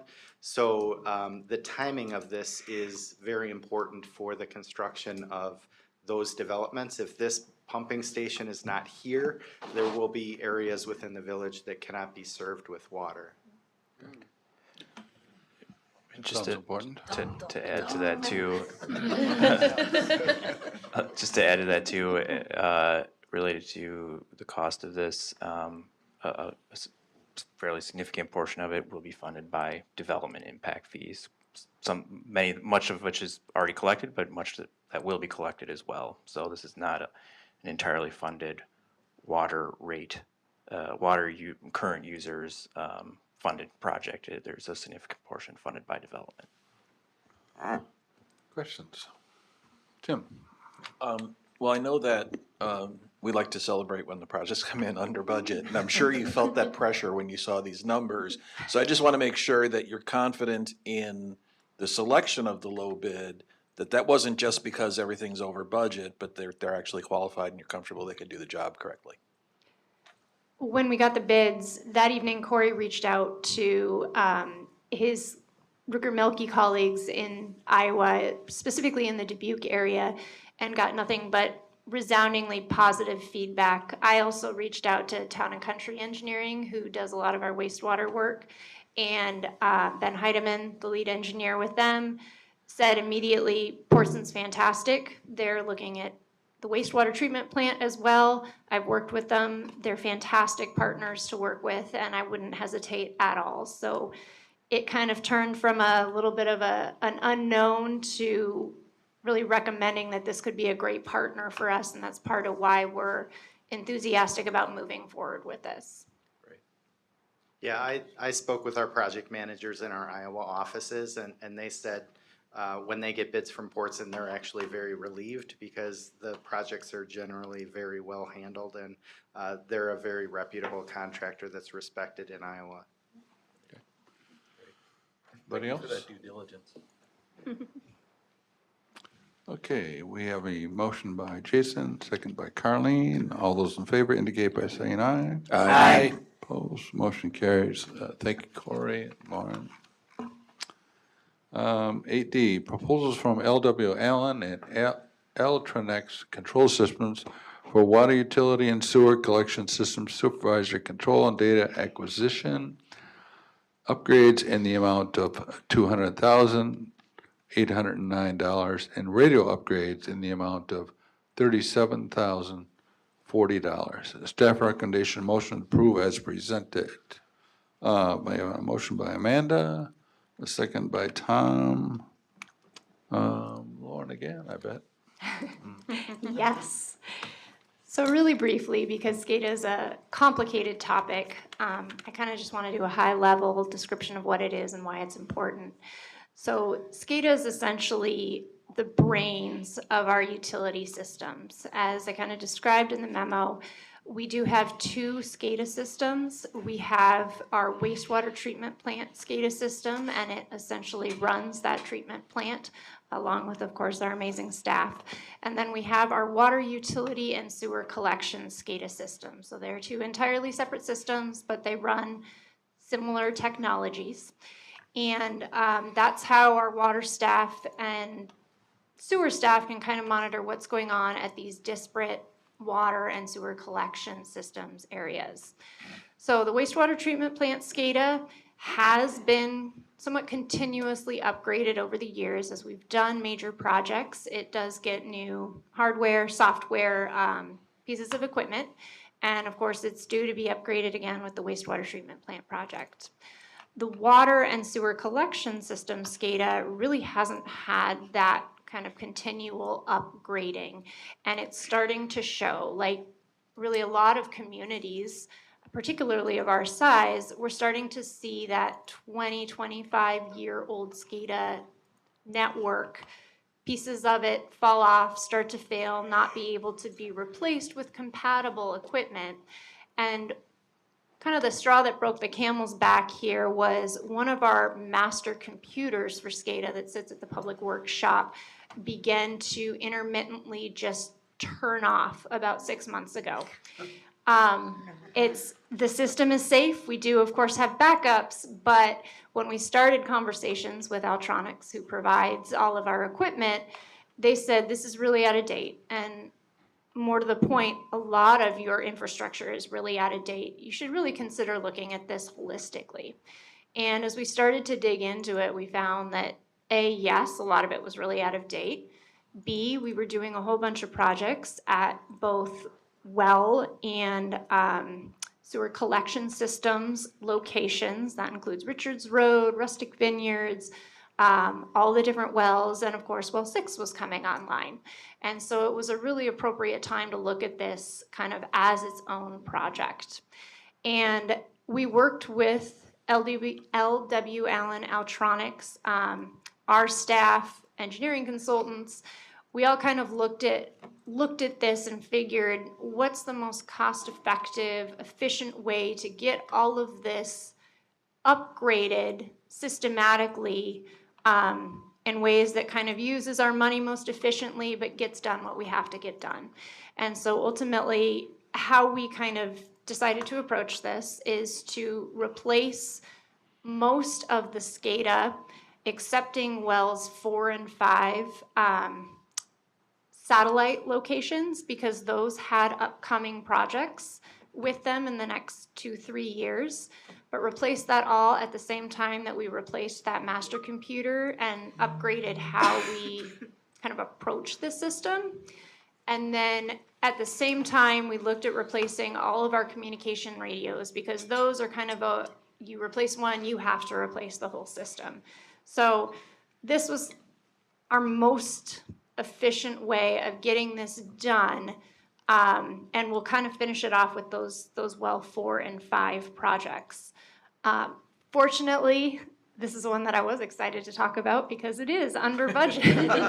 So what a way to end talking about water tonight. We are really happy. Altronics has been doing this forever for us, and we have all the confidence in the world that they can put together a really good product. And this will dovetail really nicely with those 2 well projects, wells 3 and 6 that we have going on, and then moving into that wastewater treatment plant, Richards Road and Rustic Vineyard project. So the timing here is really, really good. Questions for Lauren? Okay, we have a motion by Amanda, a second by Tom. All those in favor indicate by saying aye. Aye. Opposed? Motion carries. Thank you, Lauren. Thanks. Item 9, new business item for discussion and possible action. A, proposal from Advanced Health Safety LLC for asbestos inspection and sampling of the Oregon Area Senior Center building at 219 South Park Street, the former Oregon Public Library at 256 Brook Street, and the former post office building at 252 Brook Street in the amount of $9,425. Staff recommendation, motion to approve as presented. We have Jason and Tim. Who owns this one? I could speak to it just briefly. I think it's pretty relatively straightforward. Of course, we got the 2 vacant buildings and the senior center. This will help us identify those hazardous materials, particularly asbestos. So when we go to demolish these buildings in the future, we'll have that information and can make sure those things are out of there before they are demoed. Question, comments? Hearing none. All those in favor indicate by saying aye. Aye. Opposed? Motion carries. I have Jason Menke and and- Higgins. Sorry, I didn't repeat. Thank you. Item 9. Item 9, amended 5-year agreement 2025 through 2029 with Accent Enterprise Incorporated for TASER hardware, software services, and warranties. Staff recommendation, motion to approve as presented. Amanda and Lynn. Chief. Yes, so I tried to cover it more in detail in the memo because it does get a little confusing. This is not normally how we handle our contracts with Axon, but this is for the tasers. Axon, to support us if ever in litigation or any sort of proceeding where a taser was used, this is where they back you, is when you follow their rules, and their rules are very detailed and precise. It does require shooting so many live cartridges per year. And when we talked with the rep, we immediately identified that there is a better option out there for us. So we right away reached out to Martin because we did have to have this signed before the end of the year to fall within it. Otherwise, I think just like every other platform, the prices keep going up year to year. So we wanted to lock in the lowest rate possible. So I apologize, normally we would come to you in advance to ask for permission to sign this contract because of the very immediate pending deadline, and we wanted to lock this in. So with Martin's blessing, we moved forward with it. But I did want to answer any questions you all may have regarding it. Anybody have any questions on this? No? This is just purely to extend the contract to May of 2029. This allowed for us to get the cartridges cheaper in the long run. So there was I made the motion, second by Lynn. Tim is recusing himself from this discussion. Do I need to say why? Does it matter? I don't know. Okay, he's saying no. And Phil just stepped away, but, so, all those in favor, say aye. Aye. Any opposed? Okay, motion passes. There you go. We still have quorum, by the way. Yeah. Just for the record, it's okay that we did it. Okay, number 10 is reports of village officers, department heads, and consultants. This is informational only. No action by the village board will be taken. 10A is the village administrator report. Any questions or? No? Okay. 10B is the Senior Center Director Report 2024 Medicare Part D Open Enrollment Summary. Rachel. Yes, Medicare is one of those things that people encounter and wish they hadn't often because it is so complicated and difficult to understand. And every year, our case managers go through about 20 hours of training to be able to be up to speed on that year's open enrollment offerings. And I just wanted to acknowledge that this year, they helped 49 people in our service area deal with their open enrollment choices. And Dane County has a formula that they have us plug information into. We don't know exactly what choice every one of those seniors makes, but everybody who comes in and makes a decision, there's an average amount of money that they save by looking at alternatives to what they're already enrolled in. And that amount of money varies depending on whether they're in Medicare straight up, whether they're in Medicaid, whether they are eligible for a low-income subsidy for their drug plan. It's just all these layers of things. And the monetary impact that the case managers had for the community this year, according to Dane County's formula, is $270,804. Wow. So that is significant. And I just wanted you to be aware and the community to be aware that that opportunity exists every fall to come in and have somebody go through your Medicare plan with your drug plan with you and see what savings you might be able to achieve. So. Thank you. Yeah, thank you. That's outstanding. Yeah. Thank you, and thank you to the case managers. Thanks, Amanda. Yeah, no problem. Item 11, announcements and miscellaneous business. Announcements, comments, communications, upcoming meetings and events, and miscellaneous business.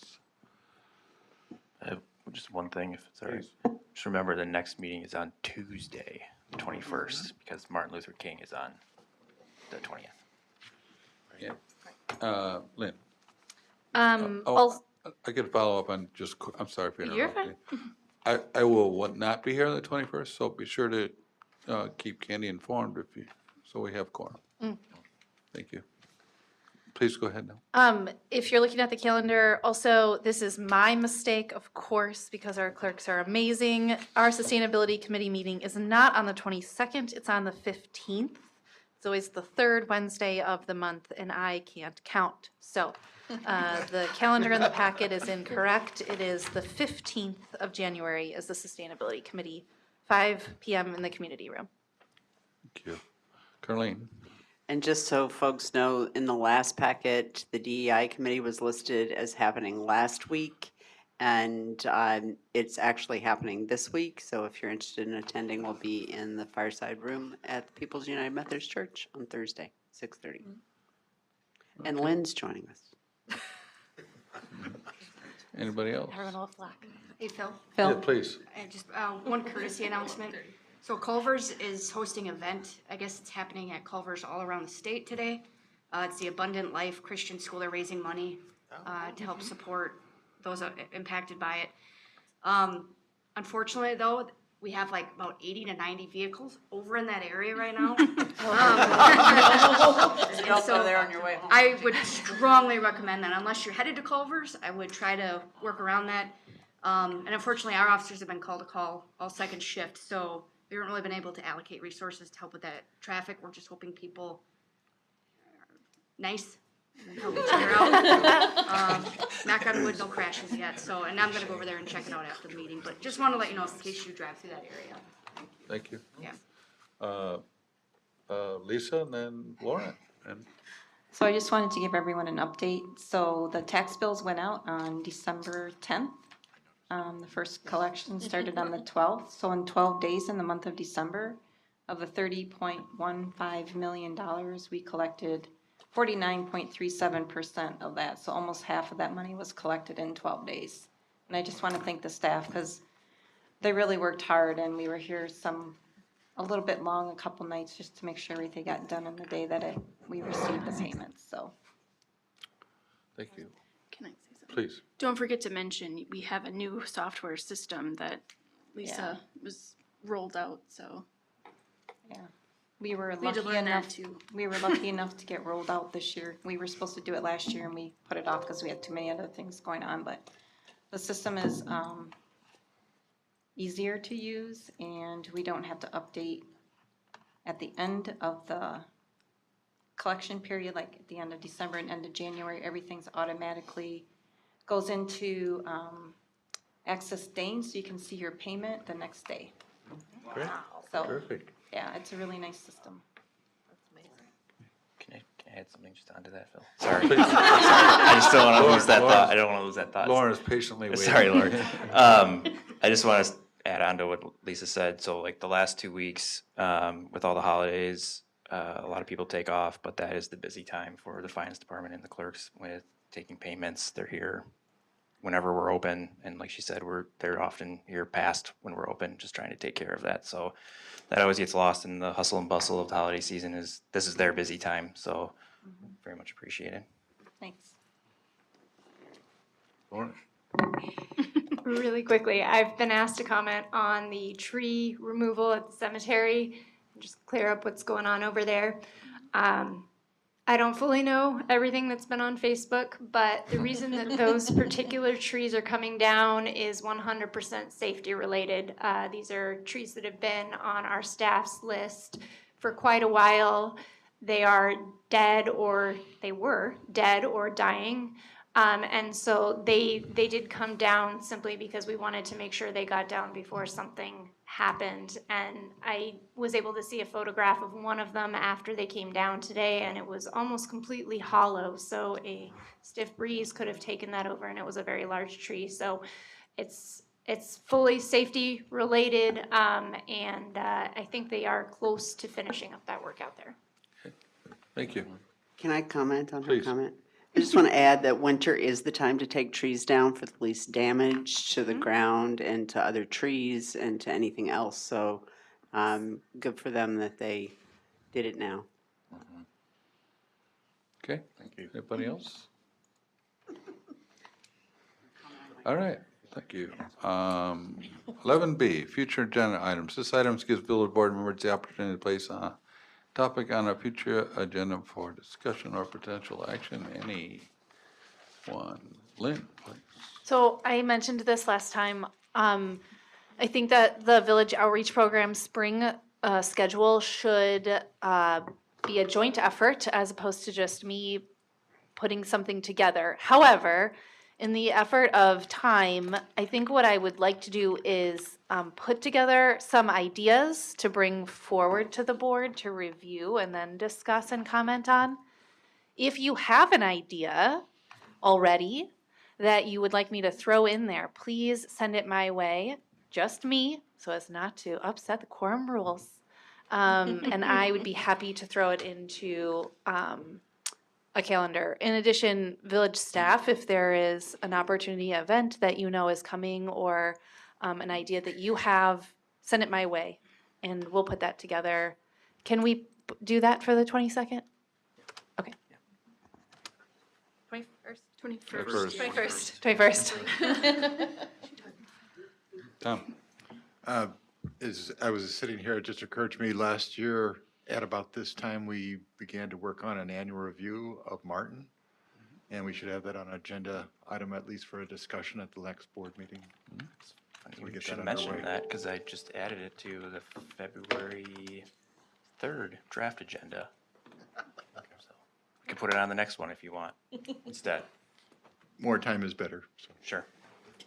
Okay. Anybody else? Okay, item 12, as our business is concluded without objection, we are adjourned. Thank you all very much.